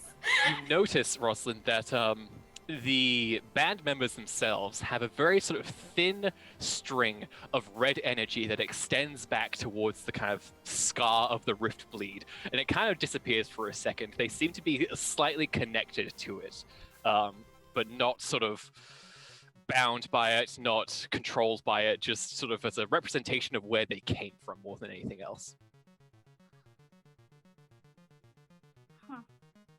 And the singer says, hey, we're trying to rock out here, and you're really kind of harshing on Mellow, so unless you want to be our groupies, you can get out of here. And the harpy who is with you just goes, I need you to shut up! And the band members just go, don't dig that sound, not at all. Surely you could use another one of them screamers for your band. Harpy here is really good. We got Henrik for that. Yeah. I'm gonna turn to the harp. Scream, scream, scream, scream. You suddenly just hear,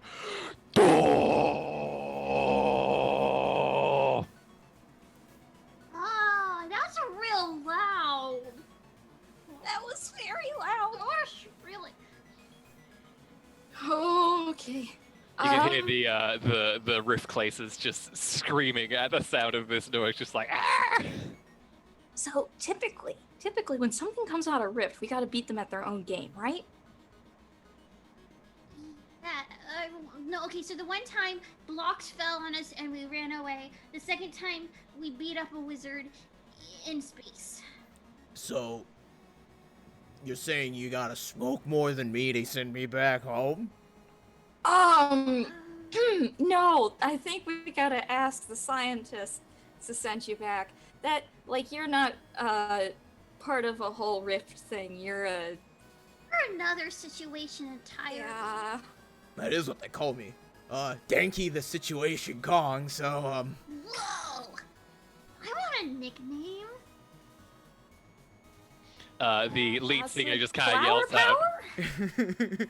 The lead singer yells out and says, all right, this isn't some sort of, like, gathering spot for chit-chatting. We're rocking out over here, and we're doing something very important, so why don't you all just get out of here already? I'm gonna walk up. Okay, fine. Battle of the bands. Let's do What? this now. Okay, maybe we What? can just find out why they're here and not back home. We never asked that. I don't think we can get rid of any... Okay, why are you here?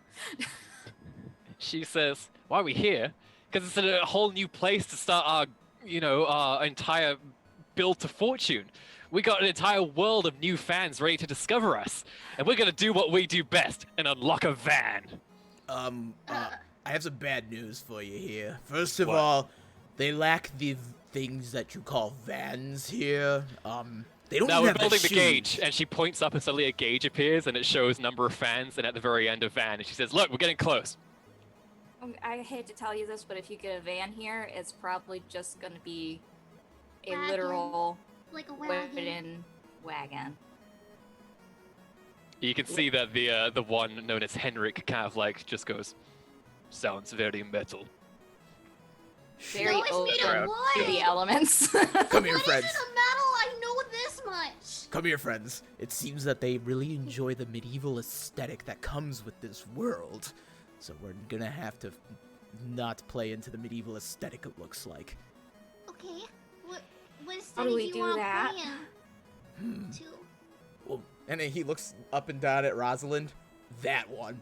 Yours. Woo! Everybody Cute. flowers. Cute, colorful, and fluffy.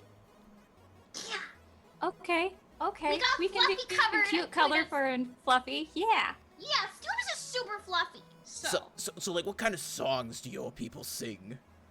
Oh, sorry, you're talking to your. Yeah, I'm talking companions? to my compatriots. Got it. Sorry.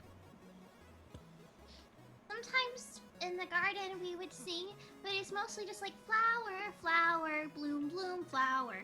Like that. Perfect. Keep singing that, but, like, louder. Like I'm like them, like yell it. No, Project. that. Not yell. Project. Project. Oh, project. Maybe Okay, yeah. operatic. Maybe like, something like, something that You do Daraman it. would listen to. Do I it, do it, love do it that first. Danky Kang knows the word operatic.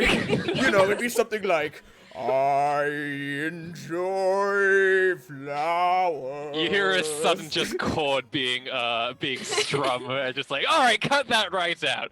Listen, we're Deceptive Convections, straight from Rockopolis, from the world of Rock Hero. Who are you nobodies? Why should we face you in a battle of the bands? What have you even got? The power of flower.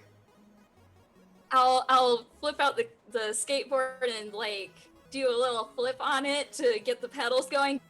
Just like, yeah, flowers. And then there's Danky Kane just scratching the armpit in the head. You see that the very large bassist man just starts mimicking you as well.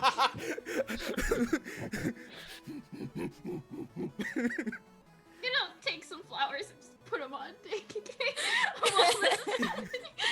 like, The lead singer says to the four of you, including the harper, she says, all right, you want us to do something, we could do it if you beat us at a battle of bands like you suggested, but we need some stakes. So if you win, what, we go back to where we came from? Is that what you want? You take your sorry butts back home. And All right, Grandpa. I'm a gorilla. I'm not a grandpa. What's that? I can't hear you. Yes, I'm from an old and quite aged game, but these new kids. You're dignified. You're dignified. Yeah, these kids at Rockopolis don't respect the classics. You can see they all just go, ah, when you say they don't respect something. They don't respect the classics. Yeah, fuck the man.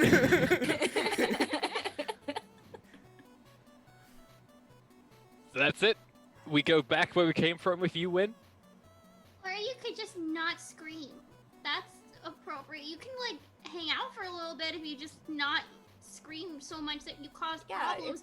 I mean, if you people have obey- died because of what you've done. You've literally caused death. That's so metal. Whoa. No, it's wrong. No, it's not. You're a bad person.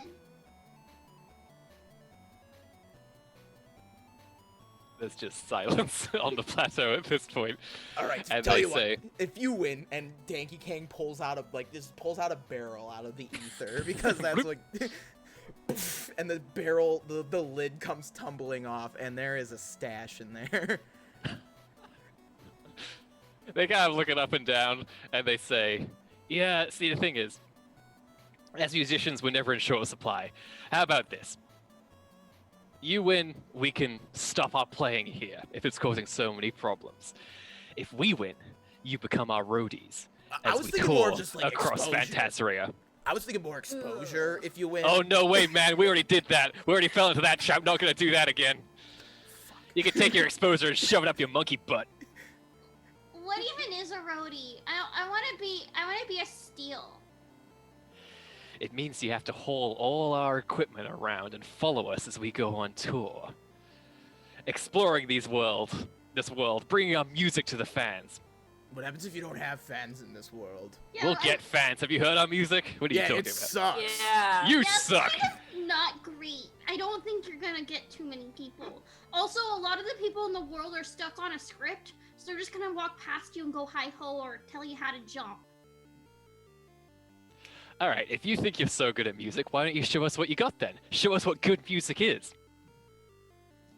Fine. I look at the others and just feel like, what are we doing? The harpy's like, what are we doing? Is this the time for me to make the Donkey Konga bonga, the bongo Yes. game joke where I just pull out these random bongos and then whenever it looks at me, what, they try to spin off to get the Guitar Hero kids. Rock Hero, thank you very much. Oh, you rock hero. When you like metal. Meh. You can see the lead singer says, actually, we're really remarkable at basically every genre. Like, just whatever gets put on, we're just really good at. Really? Wait, It's like- so Yeah, why do you it's keep doing weird. the yelly one? You could just not do that. It's the most fun. Anyway, listen. set up your band, we'll set up ours, and we'll have a classic rock-off. Battle of the bands. Like you said, let's do this. Okay. So we got this orb that makes music. What do Well, we use? Donkey Kong, Donkey Kong summons some barrels and quickly fashions them into some bongo drums. Okay, so we have percussion. We got the earth orb that we can take in and out for music. Okay, yes. You can see that the band before you, Deceptive Confections, they have many spare instruments. If you would like to ask. What do they have that a dog can play? Oof. Maybe you have to be the singer. What are you gonna play then? What are The you gonna orb. do? The orb.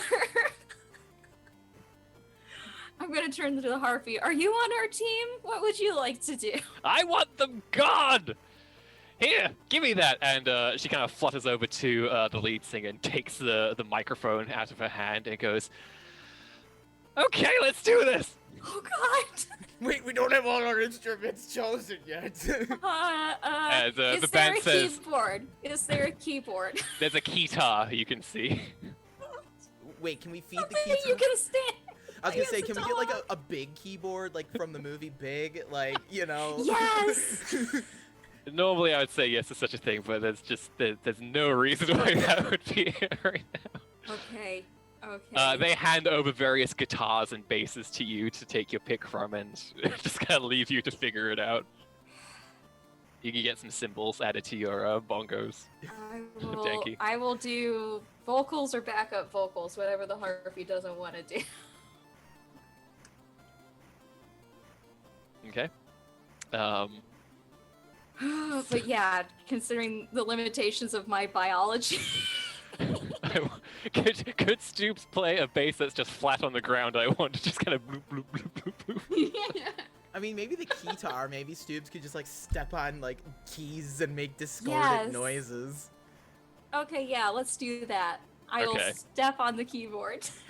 All right. So that means, Rosalind, you have to take a guitar of some kind. I think. Oh, I was just gonna use the orb and then do special effects. You could use the orb to sort of soup up the performance, but unfortunately, this battle won't start without some of the instruments required. Okay, Oh, yeah, so no, we all have to be. Oh. Okay. It's got it. it's Yeah, like there are okay. positions that you need to be slotted into. Now Oh. equip a guitar. You unequip your blade and suddenly there's a guitar in your hand. Bing. All right. I don't know what this is. All right, so we're going up against what? Heavy metal people? I mean, they're just punk rocking with some metal in there. They're just doing whatever. You can just do whatever Okay. as well. Loud, obnoxious electric guitar music. Yeah. All right. So, with that, you take up your positions, and suddenly a bass drum appears, emblazoned with the name of your band. What is it? Oh no. Flower power. Flower power. Yes. Boom, boom! Flower Power appears on this bass drum in front of Danky Kang, and you can see that Deceptive Confections. They also appear next to you. Suddenly you're in this kind of arena-like place. All the lighting has changed. There are just lights coming down all over. You hear the roar of fans, but you can't see anywhere. It's I like to- nighttime now. I like to imagine the fans are the cliff racers. Just like Riff places. the Rift Glacers, that's right. Yeah, they're all just like, "Rah!" Okay, and you all are standing on these massive columns that just start stretching into the sky, and you see fireworks and pyrotechnics fly off. Some of them flower themed on your side, some of them sparky on the other side, and then there is just a ba-bum, ba-bum, ba-bum, battle of the bands. And with that, we're gonna roll initiative using Flashy. Ooh. Sparky would have been very good at this. We should have brought Sparky. Oh my god. So go ahead and roll your rolls. I'm just going to take the total of this and use that as Flower Power's initiative. Is it Flower Power with an exclamation point? Of course. Yes, and Yes. the bottom of the exclamation point is a flower. Love it. And, That's really good. Power is in parentheses because we're one of those bands. Yes. But my question is it like a groovy 70s font, or is it something that's like hand lettered? You know? Ooh, that's a Ooh. good question. Ooh, good question. I like to think like groovy 70s. That just seems like it would fit Okay. Oh really yeah, I well. definitely get that vibe. Mhm. Maybe more groovy 60s just because of certain characters in the party. All right, I'll roll for your siren friend. Sorry, not siren. Harpy friend. Yes. So 3. So your total flashiness is 4 plus 2, 6. Then 3, 9, and then so 12 against Pretty good. deceptive convection. Convection, sorry. 2 plus 2, 4, 3. So you are going first. 7. Um, Hey. There is just a sudden as you all start off. Now, how this is going to work?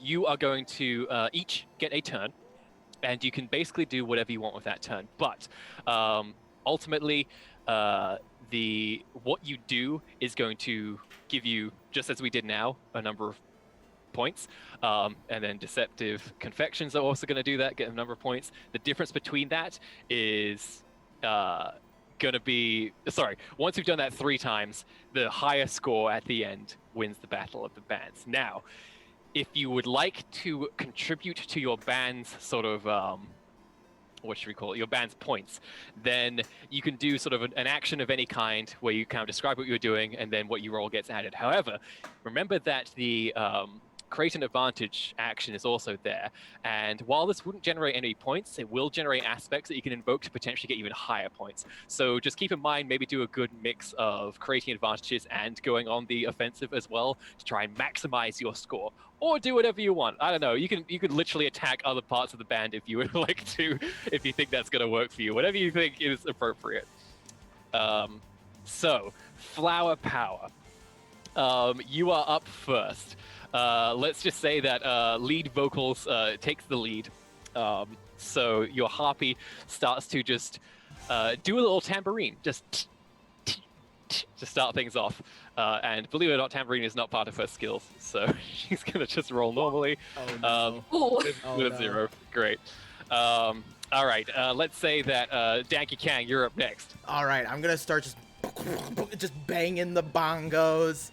But I'm gonna get fancy with it. I'm gonna like hop up on my my main arm, like my arms, and I'm gonna use my feet to play the bongos. Ooh, I like it. Very cool. Okay, so is this, are you trying to create an advantage like laying down a beat, or are you trying to dive right into the song with an attack? Oh, I'm trying to do like one of those cool like drummer intros, like the. All right, so that sounds like you're just contributing to the points, so go ahead and roll your flashy. Oh, only a And one. remember, you can spend invocations at any time sorry, you can invoke aspects at any time to either re-roll or add 2 to your rolls as well. Yes, yes. I'm just gonna use that with the +1, with just the 1 to get things rolling. Sounds great. Okay, you lay down, you know, you kind of throw out some things. It's been a while since you've done the bongos. It's been a while since they attempted that sort of offshoot rhythm game that you were part of. So you're kind of like dusting off the cobwebs a little bit, but you lay down a very solid rhythm, starting off with. All right, so that is a big 1 for your team. What about you, Rosalind? I am going to make a lot of flowers appear and then use the Elven Blade invocation to cut them so each individual petal flutters down. Ooh, that's Ooh. awesome. It sounds like you're creating an advantage just with atmosphere, invoking the Elven Blade. This sounds flashy, but if you think anything else is appropriate. Flashy works for me. Okay, so roll that, and then you can either add a 2 or re-roll. Okay. I'll add a 2 to 5. Okay, to a 5. Excellent. And then reduce your fate points by 1, and I will increase mine by 1. And No! and you've created an advantage with your 5. You create an aspect and get a free invocation of it. We're going to call this one sort of a mood setter. And this is something that any of you can use for free. Ooh. All right, so there's that. Okay, so Rosalind, you start setting some decoration around. Your new sort of harpy friend is doing some tambourining. Danky Kang, you're sort of laying down a beat. What is Stoobs doing? Stoobs is trying to think rapidly back to like whenever we had downtime, like watching those little like side game tutorials and stuff like that. So she is just gonna try to like really get in the mindset and just be like, okay, stick with the rhythm. It's all math. You got this. Just gonna try to do like a very clever approach to just like staying as accurate and as on point with the notes as possible. Okay, just going for a chain. Excellent. Yeah, go ahead and roll a clever or even careful roll there, and it's going to add to your band score. It's just one. One, it all Not matters. nothing. It all matters. So your current score after the first round is 2. It is now Deceptive Confection's turn. You see that the singer starts up immediately, just with a very sort of a very gentle lulling tune that just draws you in a little bit. So she's gonna roll her flashy for that. No, oh goodness, that's a 7. That's a max roll. So immediately out of the gate, that's a 7. That's rough. I do apologize. It's just, she is such a beautiful singer. Like, you heard her sort of like sing sort of this screechy, terrible stuff, but also this person is clearly very skilled. When she said they can play literally anything, apparently they weren't lying. They just turn the iPod on shuffle. Yeah, and you can see at this point you all have your names kind of displayed above yourselves as member of the band. You can see the main singer of Deceptive Confections is called Flambeau. Flambeau. Yes. And then their guitarist, Trish, starts just going in with some rocking tunes. She's going to do basically the exact same thing and just try and get some good groove going. And that's a 2, bringing their total up to 9, which is very rough. Henrik, who was the bassist, just starts laying down a groove. He's going to try and create an advantage for his allies. And with a 2, he only creates a boost. But that's not nothing. So we'll call this boost bass groove. Not bass groove. Alright. And that unfortunately is not available to you, that's only available to the other team. And then their drum player, Sunrise, is going to start laying into that beat and gets another 2, bringing their total to an 11. A rocky start for Flower Power with your 2 to their 11, but do not give up hope yet. You kind of have entered from the initial stage of the song to the next, with the hooks now setting in. Back to your singer. Do you kind of give her any sort of orders or anything, or are you just going to let her freestyle? It would be terrible if she brainwashed one of them to throw their instruments down. Alright, you're asking her to use her melodic voice to take control of one of the other band members. Who do you target? Flambeau, Trish, Henrik, or Sunrise? Like Flambeau, right? Flambeau got the most points. Oh no, her mic, she's gonna throw it away. That's so Okay. sad. Flambeau is attacked with a 6. Oh boy, she's gonna use the power of singing to sort of just counter like a double beam move against this attack. It's like the Godzilla beams, but it's their voices instead. Yeah. So Flambeau only got a 5, but I'm going to use the bass groove boost to get an immediate +2 to Wait, that. can we use our mood setter boost? Yes. Yes, you can. You can use your Yes. mood set. That's not even a boost. That's an invocation. So that just goes down to a regular invocation cost now. Yes. So you can see that with the grooviness of the bass laid down, Flambeau starts to sing very well. But then the petals start to scatter through the air, beautifully bisected by the skill of Rosalind, and enhanced by her magic. Suddenly, you see Flambeau's eyes go white, and it is now you're up now, Danky Kang. What do you do? It is time to just lay down a drum fill that is harder than stone. Just Love it. Go for it. This could be a forceful. This is a forceful. Yes. Well, no, I'm not moving, so I'm not gonna use my stunt. Oh, that's a 6. That's a Whoa. 6. That There is we a go. beautiful 6. Danky Kang throwing it down on the congas. It's very sort of, it's very tropical, very islandy, but it works. It's great. Great. Rosalind, what do you do next? Yeah, okay.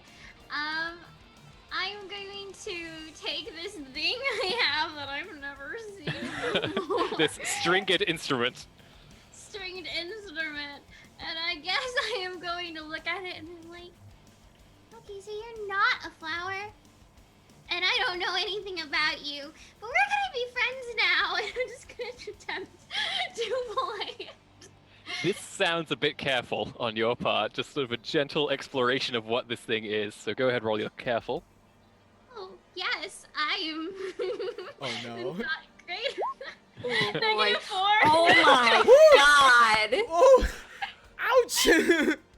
Oh goodness, would What does that do? now remember anybody can spend a fate point to sort of invoke something to if you can All right, justify that's it well it. enough. Fate point. I'm gonna like start taking drag from the banana blunt I'm smoking, and I'm gonna act like a fog machine to help Rosalind out to look cool as she figures out what the capabilities of this instrument are. Okay, it covers up sort of the sort of less good sounds that she creates. So Rosalind, if you would like, you can roll that again. Yeah, let's definitely do that. Yeah, Because let's currently, I think she just went and threw away with that -4. This is fine. Honestly, let's be honest, that's an accurate representation of what happens with a guitar first timer. Yeah, it's pretty It's a accurate. 1. It's a 1. That's It's a 1. So as you start like strumming at this thing with Danky Kang sort of like providing as much support as he physically can, desperately taking puffs in between extremely heavy and hard drumming. Rosalind, you hear a voice echo in your mind, and it says, "Rosalind, you have placed hands upon a guitar known as Beelzebub. Allow me to guide you through the pits of hell so that I might show you the power of rock and roll." yeah. Yeah! And that gives you a 1 that you got. So now you feel your fingers moving almost instinctively, Rosalind, on the guitar. You've no idea how you're doing this, but it's going. Stoobs. Stoops is utterly confused by everything that has happened so That's far. a very fair assessment. She is, gonna stick with that. Slow and steady wins the race. Okay. Just plodding through this. She's like, we can make it. Just don't freak out. Let's just do this. Love it. I'm really getting some very big sort of keyboard cat vibes from what you're doing. Yes. Right? Just like. Okay, was this to create, is this just for the music itself? Yes. Got it. So that brings your total up to 12. You're now in the lead. But unfortunately, Deceptive Confections still have a turn. And they're going to begin. Flambeau, utterly mesmerized, is going to straight up attack Trish, the anarchist guitarist, with the power of her voice. So here we go. So Flambeau gets a 4 against Trish, who is not expecting this, so I'm just going to give it -2 to whatever this is. So that's going to go down to 1 as she tries to keep her groove. She does not. I'm going to reduce what they had by 2 for that. So they're now been pushed down to 9. And you can see that Flambeau quickly kind of like shakes her head and goes, "Oh, you're playing dirty, are you? Oh, we can do dirty." And at that point, Trish starts to move forward and just shredding a deadly, deadly solo and is making an actual literal attack this time. And is attacking you, Danky Kang, as you are the one who has performed best so far. Oh, So no. how are you defending against a sort of a steel wind that is coming towards you, threatening to slash you to ribbons? Ooh, I'm gonna like jump. I'm gonna jump into my bongos like Donkey Kong does in Donkey Kong Country and shoot straight into the air out of the barrel like a cannon because he does that crap in Donkey Kong Country. In another attempt to reach kids in Donkey Kong Country. Or... I love it. This can either be quick or flashy, whatever you think is appropriate. I'm gonna go with flashy. Right. Donkey Kong County was the series they tried doing, and that's a 5. That's a 5 versus a 5. It's a tie. Ooh! Which means there is just this. You are hit by this wind and you are pushed back, but you are like sort of as you're pushed through the air, as you fall back down, you like strike a cymbal and still do your best to keep up the rhythm, and you fumble a little bit, but you keep it going. You keep it going. Henrik, the bassist, is going to lay down another assisting groove for his allies. Oh, that's a critical success, which means they get a double free invocation in the future, and we'll just call this yeah. Yeah. Yeah. Yeah. Okay. And then finally it brings it to Sunrise, who needs to really take them home, so they're just kind of gonna go with a massive drum fill, scoring a 2. A modest 2. Bringing them back to their 11 before. You are in the lead by a thread! Yes! And we enter now into the final phase of the song. You have kind of crossed the bridge and now are entering a region where you need to go big or go home. Any orders for your harpy friend? Should we have her try to take over someone's brain again? Maybe. You know what? I'm really big on this whole cheating thing. That, or I was gonna say, like, do a fade out with the vocals. Like, do, like, a fade out without, like, the sound person interfering. That's cool. Get That's really fancy Would with be it. really, yes. What's she doing?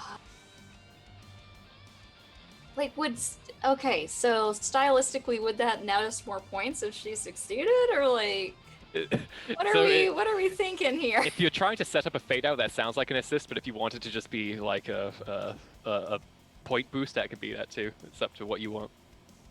Yeah, I figured it'd be What do you like guys want to kind of do? like a point boost. What does everyone else think? That sounds great. Okay. Okay, yeah. All right. So the Harpy tries something. Actually, her name is Harpy because this is Fantasia. Harpy tries to sort of follow the vibe that you're all going down, which is to basically go out big and then go for a intentional fade out using vocals. And like, she's a very good singer. Like, she has a terrible voice when she wants to be, but also a very good voice when she wants it to be. Able to flip like a coin, and this is her attempt. She gets a 1. It is not a brilliant fade out, but by no means terrible. Can we invoke? Yes, please. Okay, let's invoke. There's still a free Mood Rosalind's Setter, magic I on the field.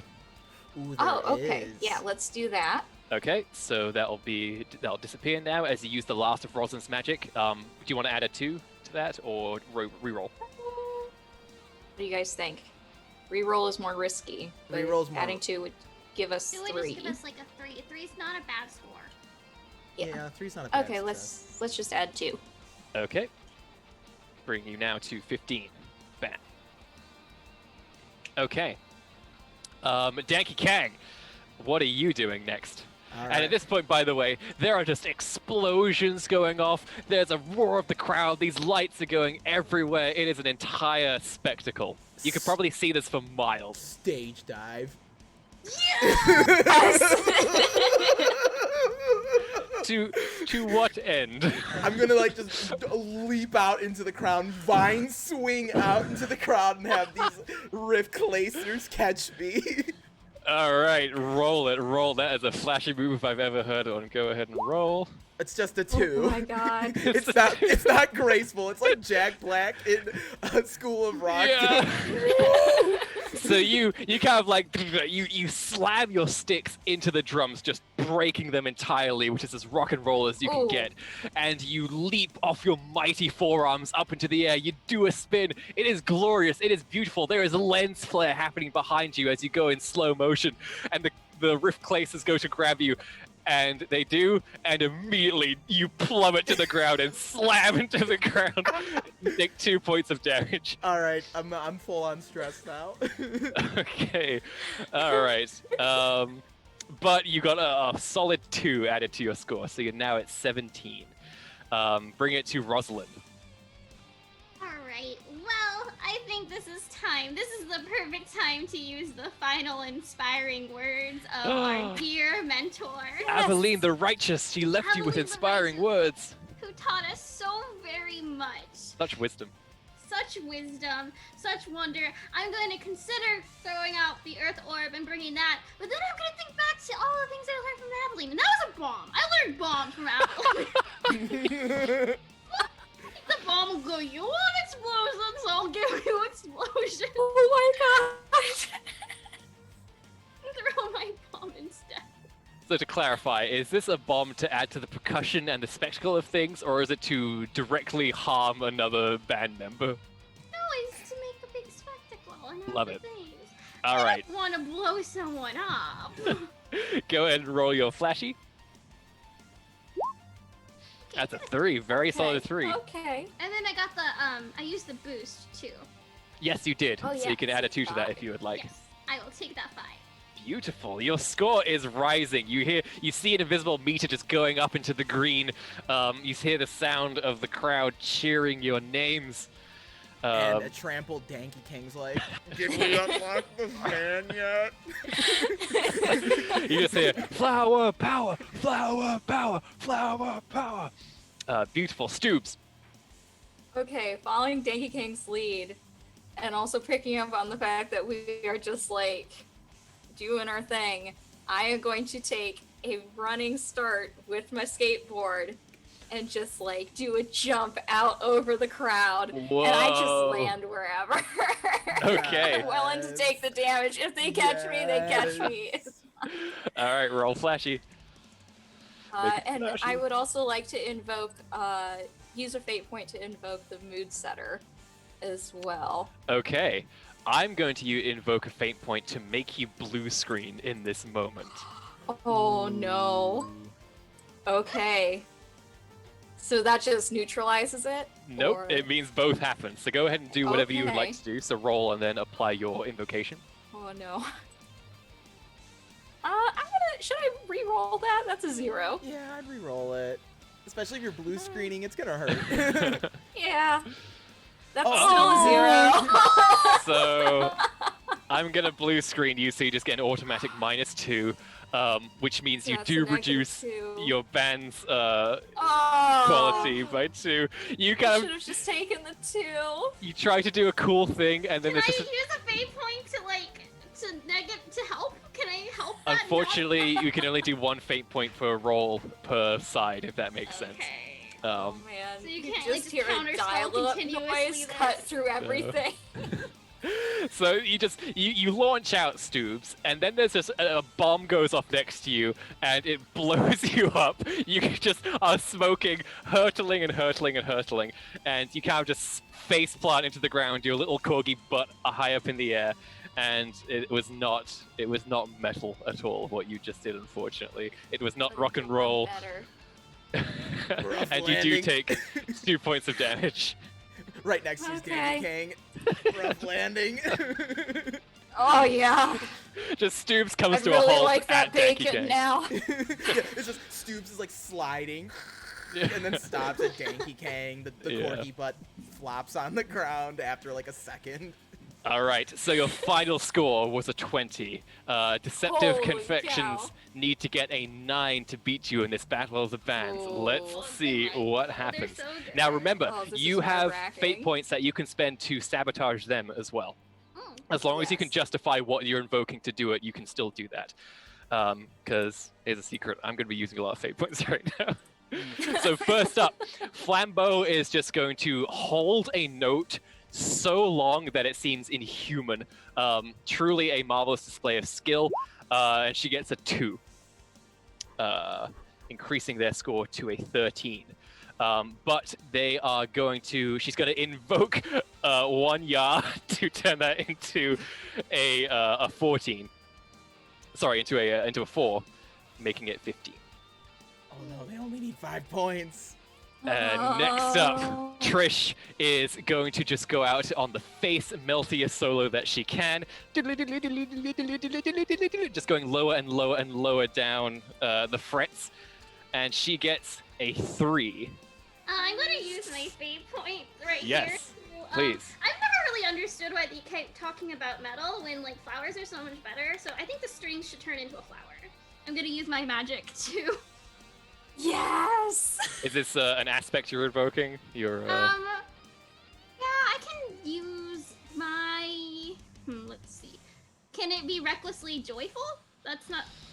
If you could justify how you being recklessly joyful is ruining this guitarist's time, then yes.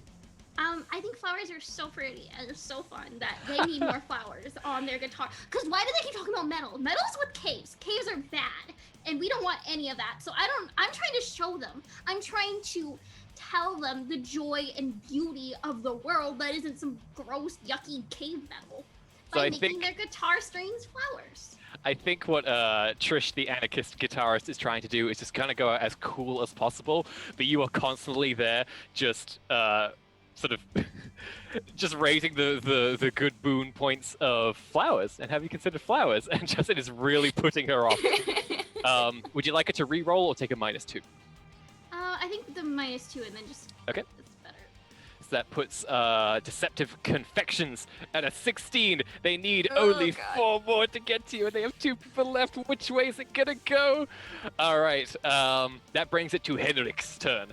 And Henrik is going to waste no time grooving out with a rapidity at the base that is not typically seen. And he gets a 7, which is the max roll he can get. I would like to do something. Stoobs, at this point, you're the only one left with fate points, so it's all on your shoulders. Okay. So as Stoobs comes to a sliding halt, she sits up, and emanating from her is just this godful do. We're sorry, your call has been disconnected. Oh my She's not moving god. her mouth The or power. anything. She's just like, Of dial-up noise to interrupt. Okay, I assume you want him to re-roll.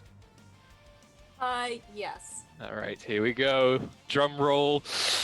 That's a 2, everybody! Okay. Bringing the Okay. Deceptive Confections up to 18. They need but 2 more points Oh to God. to cause a tie, and Sunrise, the drummer, is the last one left, and they are gonna do nothing else but simply go out on the biggest rock ending they've ever gone out on, just hitting every cymbal, every drum with a rapidity that is blind. Just you cannot see the sticks move. It is truly unbelievable. Here they go. That's a 4, everybody. I would like Ooh. to use my last fate point. Okay. Okay. So as she reels from the fact that this just came out of her brain into the waking world, she's trying to shut it off and switches over to the classical channel. Oh my god. And there's just like a very gentle Ravel now emanating from this dog, interrupting this sick drum solo. Is your mouth just open and you're like a speaker in this moment? Yes, like Lilo and Stitch. Beautiful. Okay, reroll or reduce by 2. What happens if it's a tie? We'll find out. Oh my god. Guys. Tie is a good medium. We don't automatically lose. Okay, yeah, we'll take the tie. Okay, so you Ooh. reduce Yeah. Sunrise's score by 2, bringing them up to 20, along with your score of 20. You can see that Oh. the explosions, which before were by no means, carefully being applied, are now just cluster bombing across the sky. There's laser lights projecting up into the atmosphere. The the rift places have glow sticks out of nowhere that they're just swinging around. It is absolute bedlam and chaos, and the pillars you're all standing on is doing this, just rising and rising and rising to the heavens. And you can all see that as you kind of go out on this simultaneous big rock ending from both of you, there is this big dial meter that appears between the two of you, and it is at the Oh. middle. It goes one side, it goes the other, it goes the other again, and it's just stuck at the middle. You can Oh, see it's no. just furiously being pulled against, and then it snaps, and your entire world explodes. And the pillars that you're standing on suddenly just fall down, and you're all now falling and falling and falling and falling. The other members of the other band just like, "Ah!" and everybody just screaming as they plummet back down, and you all slam into a big crater of musical energy that just leaves a smoke of a big music note that just raises up into the sky. and then there is silence. You hear Flambeau go, everybody okay? And you just hear a yeah from the smoke and mist. Who's not dead? Not dead. Okay. Harvey? I just want peace and quiet. Oh. You all stagger to your feet. Your voices are shot, even if you didn't sing that much. Your fingers pained with plucking the strings. Any instrument you had is utterly obliterated, as any truly powerful rock show should end. And you are all now just standing here facing each other in a crater. And Flambeau walks up to you and she says, "Never in all our time have we ever had a tie in a battle for bands. That's just not how it works. You're breaking the... That's metal as hell." And she says, "Okay, so since we both kind of won, why don't we go for a bit of a compromise? Is there a place in this world of yours where it's okay for us to do this? Like, can we Well- book gigs somewhere or something?" Like play at inns? Sure, whatever venues you've got. If Yeah. they do damage, could we just unleash them on the evil The lands? evil and just be guys? like, go forth?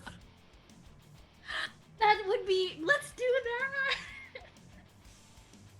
I mean, so if you guys want to do something that's really, really metal and like defeating evil and like the spawn of hell and stuff, would you guys be down for that?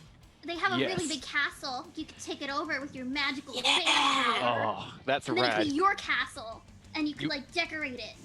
You're talking private jet territory, though, so we'll have to save that for later in our tour. We gotta earn a few fans in this place first. Gotta start small, otherwise you're a sellout. Who are you selling out to? Flambeau kind of looks a bit shocked by this, like, you know, the man. Yeah, you don't want to go down the same path as Green Day. I completely understand. Why is your day green? The sky's blue. Is the sky green in your world? It's always green when I'm around. So Flambeau says, "All right, so we'll get down from here. We'll go look for some more legit venues, and then we'll say you can carry our stuff down from this place. How's that sound?" I'm like, Dog, but sure. yeah, I'm very small currently. Also, but- didn't everything get destroyed? They say, "Oh no, that's just some of the cosmetic stuff that we had that we earned along the way. We have so much more stuff." Yeah, I guess I can try to move it. Of course. Yeah, I mean, we could try and maybe scrounge up a loot box or two for you to replace the gear that broke. They say, "Oh no, it's fine. It really just falls out of the sky for us sometimes. We just do stuff and things appear sometimes." I gotta go to where... I wish stuff just fell out of the sky for me. Yeah. Well, actually, people fall from the sky for us. We got you. Yeah. Oh, I guess that's kind of cool. Right? And Flambeau says, "You know, I'll be honest, I didn't think much of you, but damn if you all can't shred like a tornado. That was incredible. Hey, listen, if you ever want to do sort of do a duo gig, let us know. We'll be touring around this place for a while, I think." Sure. Hell yeah! And she goes for a high five. I don't know what that is. I just stare at her. I'll do a very, like, I You just hold up my leap up. paw. And she's like, "Right on." Yeah, with that, the band starts kind of gathering their stuff up in various large boxes, and you all help move Gotta get it down this cliff. This is gonna be a while. as best you can. Thankfully, Danky Kank, you are extremely skilled at this kind of thing. I was So, made for this. It's like I was You can- programmed to do this. You could even just like shove some of these things in a barrel and just chuck it off the cliff, and just the barrel will shatter, but everything inside will be fine. Good old Donkey Kong physics. And soon enough, the harpy goes to the rest of you and she says, "Okay, it seems like things will be going back to normal, and I appreciate it. Thank you for your help. Sorry I tried to mind control and kill you a couple of times. It happens. It does happen. Sorry for setting you on fire and all that. Yeah, that was bad, but it was okay. I think I respawn anyway, so it's all good. Same. Honestly, I'm pretty fond of this singing thing. Might try a solo career sometime. You would be so good at that. And if you ever need like a songwriter, I know this girl Sparky, and she's so good with lyrics. Oh. Well, just let her know, Harpy's always looking for some good lyrics. And Making with that, connections everywhere we go. you can see that the I always stumble on this. The rift classes, forming a dark cloud, quickly like reassemble and come back to the top of the plateau. And Harpy's like, "Ah, yes, normalcy restored." The rest of you see that they are a churning maelstrom of anger and chaos because that's just their natural state of being. And you realize, oh, you need to get out of here quickly. Yeah, let's As you go. just hear. And you all start fleeing as fast as you can. When you reach the bottom of the plateau, suddenly a giant, very old, and definitely pre-owned van appears before your eyes. And the band's like, "Righteous! Get it, everybody!" And they climb into the van. I didn't think it was gonna work. I didn't think it was gonna happen. Wait, is this like one of those like old like Ford Astros or like whatever? It's slightly better than that, but yeah, it is definitely Oh old. man. I'll just like Got a hang bunch off of the. stickers on the side. I'll hang off like the back ladder thing Yes. that the tires on. All right, so you clamber into the van, and you can hear Flambeau says, "Henrik, kick it, yeah!" And you start driving, just jumping off the hills of the Bluster Bluffs, and you make a beeline for Blusty Wusty, the gnome town found here. Lusty Wusty. Lusty, Oh my lusty. god, what a name. Best. And very quickly the van just kind of careens into the fissure. Like you all yell out, "Stop!" and they don't in time, and just kung, kung, kung, the van bounces around with absurd physics before righting itself again. And you're all deposited back, and you can see there are many frightened gnomes scattered around you, just like, and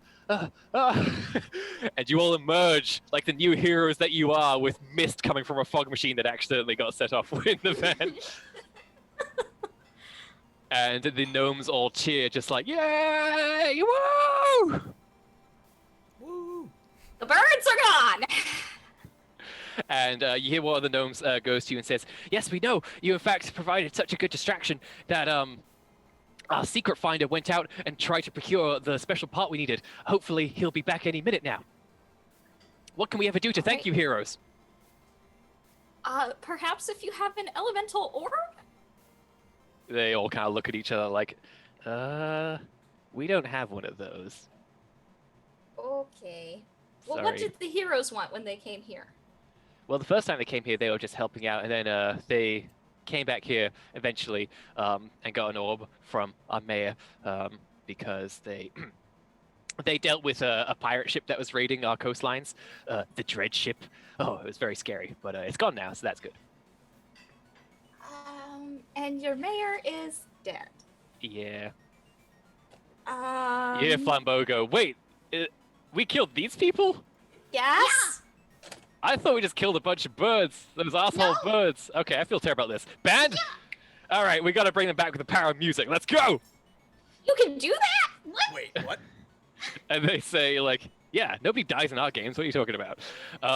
And they move over to kind of ushered by the gnomes to get to the temple, and they just start playing a beautiful tribute song for all the fallen gnomes who fell in the mighty battle between the Oh my birds and gnomes. God. Oh And my somehow they God. managed to rhyme Blusty Wurst. It's a bit of a half rhyme, but you appreciate the effort they're taking with it. And then a bunch of gnomes who were previously slaughtered in by the dreaded Rift Classes appear, and they're just like, "Oh, what's going on? How did this happen?" You notice actually, Stoobs and Rosalind, that the level of awakenedness is more here than in any place you've seen thus far. Huh. At least a good 50% of everybody here seems to have some level of awareness of the sort of reality of the world. Oh. Interesting. And they immediately scurry around and start thanking the band members and start thanking you, and word quickly changes to that of the airship. And soon enough, you can see that Arvat has returned, being led by Obo, and Arvat is holding in his hand this kind of shiny-looking cog, and he says, I found it. This is what we need. This is the last piece of the puzzle to get the airship going. Who wants to go on an adventure? And it's just a chorus of cheers from everybody. And there's Danky Kane just puffing on a blunt. Nah, I'm good. You can see that very quickly the gnomes go to assemble the last piece into the airship and get it prepped and ready. It is basically a seafaring vessel, just a massive balloon tied to it.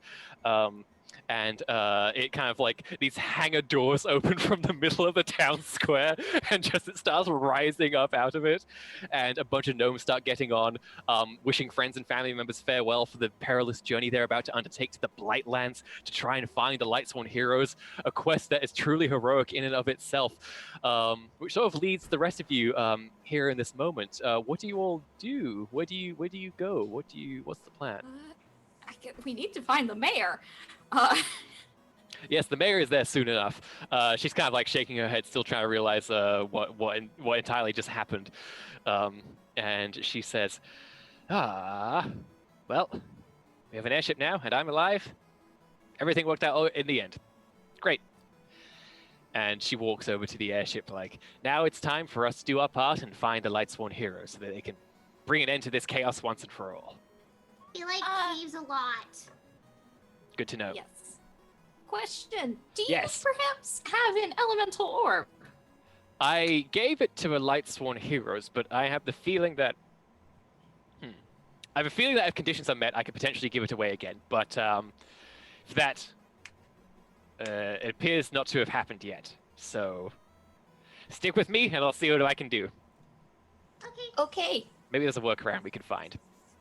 Yeah. And you clamber onto the airship. You can see that... Wait, I guess I'm also gonna ask Yes. Danky Kang, what are you doing now? You know, I got the munchies. You know, I think I saw a place back there with a drive-through. Y'all go on and have fun. I'll find some way home. Don't worry. You Actually, hear Deceptive Confection say, Yo, Danky, want a ride? Hell yeah! See you Get it, folks brother! later. And he jumps onto the van, and he's just like, woohoo! And they kind of look at you and go, one word. Mascot. What do you think? Yeah. Yeah, all right. I could be Oh, like boy. Eddie. But instead of an ugly zombie, you have a big gorilla on your records. Hell yeah! And you hear kind of like the sound of the engine turning over and just a splutter as there's a sort of a kickback from it, just some black smoke billowing into the air as the Deceptive Confections starts to try and find a way out of this fissure that they're in. And they just kind of like raise the devil horns at you as a sign of admiration and respect as they go into the distance, and you just hear "Yah" as they leave your sight. I love to think Danky Kang joining the rebellious group has taken his tie off, and that's the thing he's left the group to remember him by is the Danky Kang yellow and green tie. Oh, love it. Ty, that's so cute. You've Maybe got we it. can put it on Stoops like a collar. Oh Stoops. yeah, nice little Like color. a little here. bow tie. A little Oh, beautiful. You can maybe get it enchanted later to have some powerful magic effect even. Oh yeah. All right. So parting ways, Stoobs and Rosalind. You can see that Arvat takes the wheel of this ship, with Obo sitting next to him. And he explains that it's all about feeling the currents, and he thinks there is none better than him. And he's excited to finally leave this town further beyond anywhere any gnome has ever been, to go to a dangerous place, but you know, a place that where they are needed. And the airship rises up into the sky, leaving the fissure. You can still see just black smoke from the band's van as it kind of drives through this place. You leave behind the beautiful, the large statue of the Lightsworn heroes, Ass, Dammit, Dookie, and Butts with a Z. And you take to the skies. You see a beautiful full moon that is reflected wonderfully off of the ocean waves, and you set a course out for your next place of adventure. And that's when you hear a snap. Oh. And Alvat goes, "Oh, nope, we're good. Everything's fine." You sure? Yep. What was that? It's so the only ones who've ever built airships before were sort of ancient civilizations, so we're really going off of tech that's untested right now, but it's fine. Uh-huh. And You then you know, hear Fall another damage exists. You hear another snap, and the balloon flies up as you all plummet down in this massive ship no. that you're in. Not even, about 100 or so pixels away from the edge of the coast, and your ship goes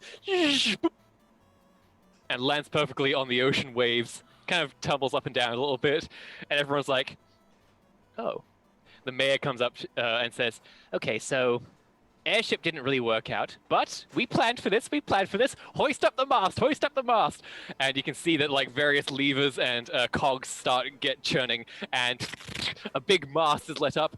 A big sail is suddenly put up there, and Avat just kind of says, "Well, still going by the winds. This still works. Gonna be a bit slower journey, but it still works." And your ship now dances across the waves, heading to your next destination. Other than the air pollution that they're putting out, I think they're gonna be just fine, Danky Kang and the gang. never did learn what kind of metal they were. I think it was just an expression from how they were using it. Like they're tough, I guess? Oh. So like if you yell, "A metal!" like you're like trying to act cool and like tough and stuff? Yeah. Okay. Cool. I'll use that next time we have to intimidate somebody. Haha. Oh no. Just go like, "I'm metal." Okay, yeah, Yeah. I can try it. I'm metal! I'm metal! Rosalind, it occurs to you that on the open sea like this, which you haven't had the ability to kind of be on forever actually, you realize that you stand the highest chance ever of running into your island, where the fairies dwell. It's not for certain because, of course, it always moves to keep safe, but there is a chance that out on these open waters you might just run into some old friends once again. Really hope I get to see everybody at home. I miss it so much. And then Avat kind of turns to you both and says, "So we said we drop you off somewhere. We're currently going to the Blightlands. You probably don't want to go there. Is there anywhere we can take you?" Where did the Lightsworn heroes say they were gonna go after this? You can see that the mayor kind of comes over because Avat isn't entirely sure, and the mayor says, "I think they went after they dealt with the dread ship.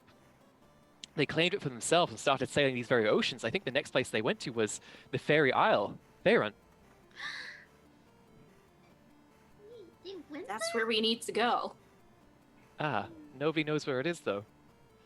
And Avat says, I could find it. I could find the way. You just gotta follow the winds and follow the currents. And No, it I'm also moves. I'm very good at finding secrets." But that's true, you are. We gotta go home. And you hear a little chirp coming from Obo, who Avat kind of pets as you sail the seas, leaving the sort of churning oceans of the Bluster Bluffs and sailing into the horizon wherever your adventure takes you next. And that is where we will end today's episode of Awakened Pixels. Thank you all so much for joining us. Alex, thank you for gracing us with Danky Kang. I'm so sorry. So fun. I didn't expect us to get such a rounded conclusion Yeah. with Danky Kang. I just figured I was gonna just go with yeah, I'll just stay back here and chill. Y'all have fun. Beautiful. And now there's a rock band roaming Phantasria. Incredible. with their weed dealer. You know, with the tie, Donkey Kong had a very sort of band manager look going about him, but now Right. it's But gone to the if he's wind. gonna join them, he's gotta like do the whole rebel thing, lose the tie. Yep, Mhm. absolutely. Mhm. It's just a shackle of the man, and it has That's to go. right. It's the shackle of the office. All right, wonderful. Well, I hope everybody watching had fun. I hope my players had fun as well. We will be back next week. Does anybody have any messages they would like to say before we go?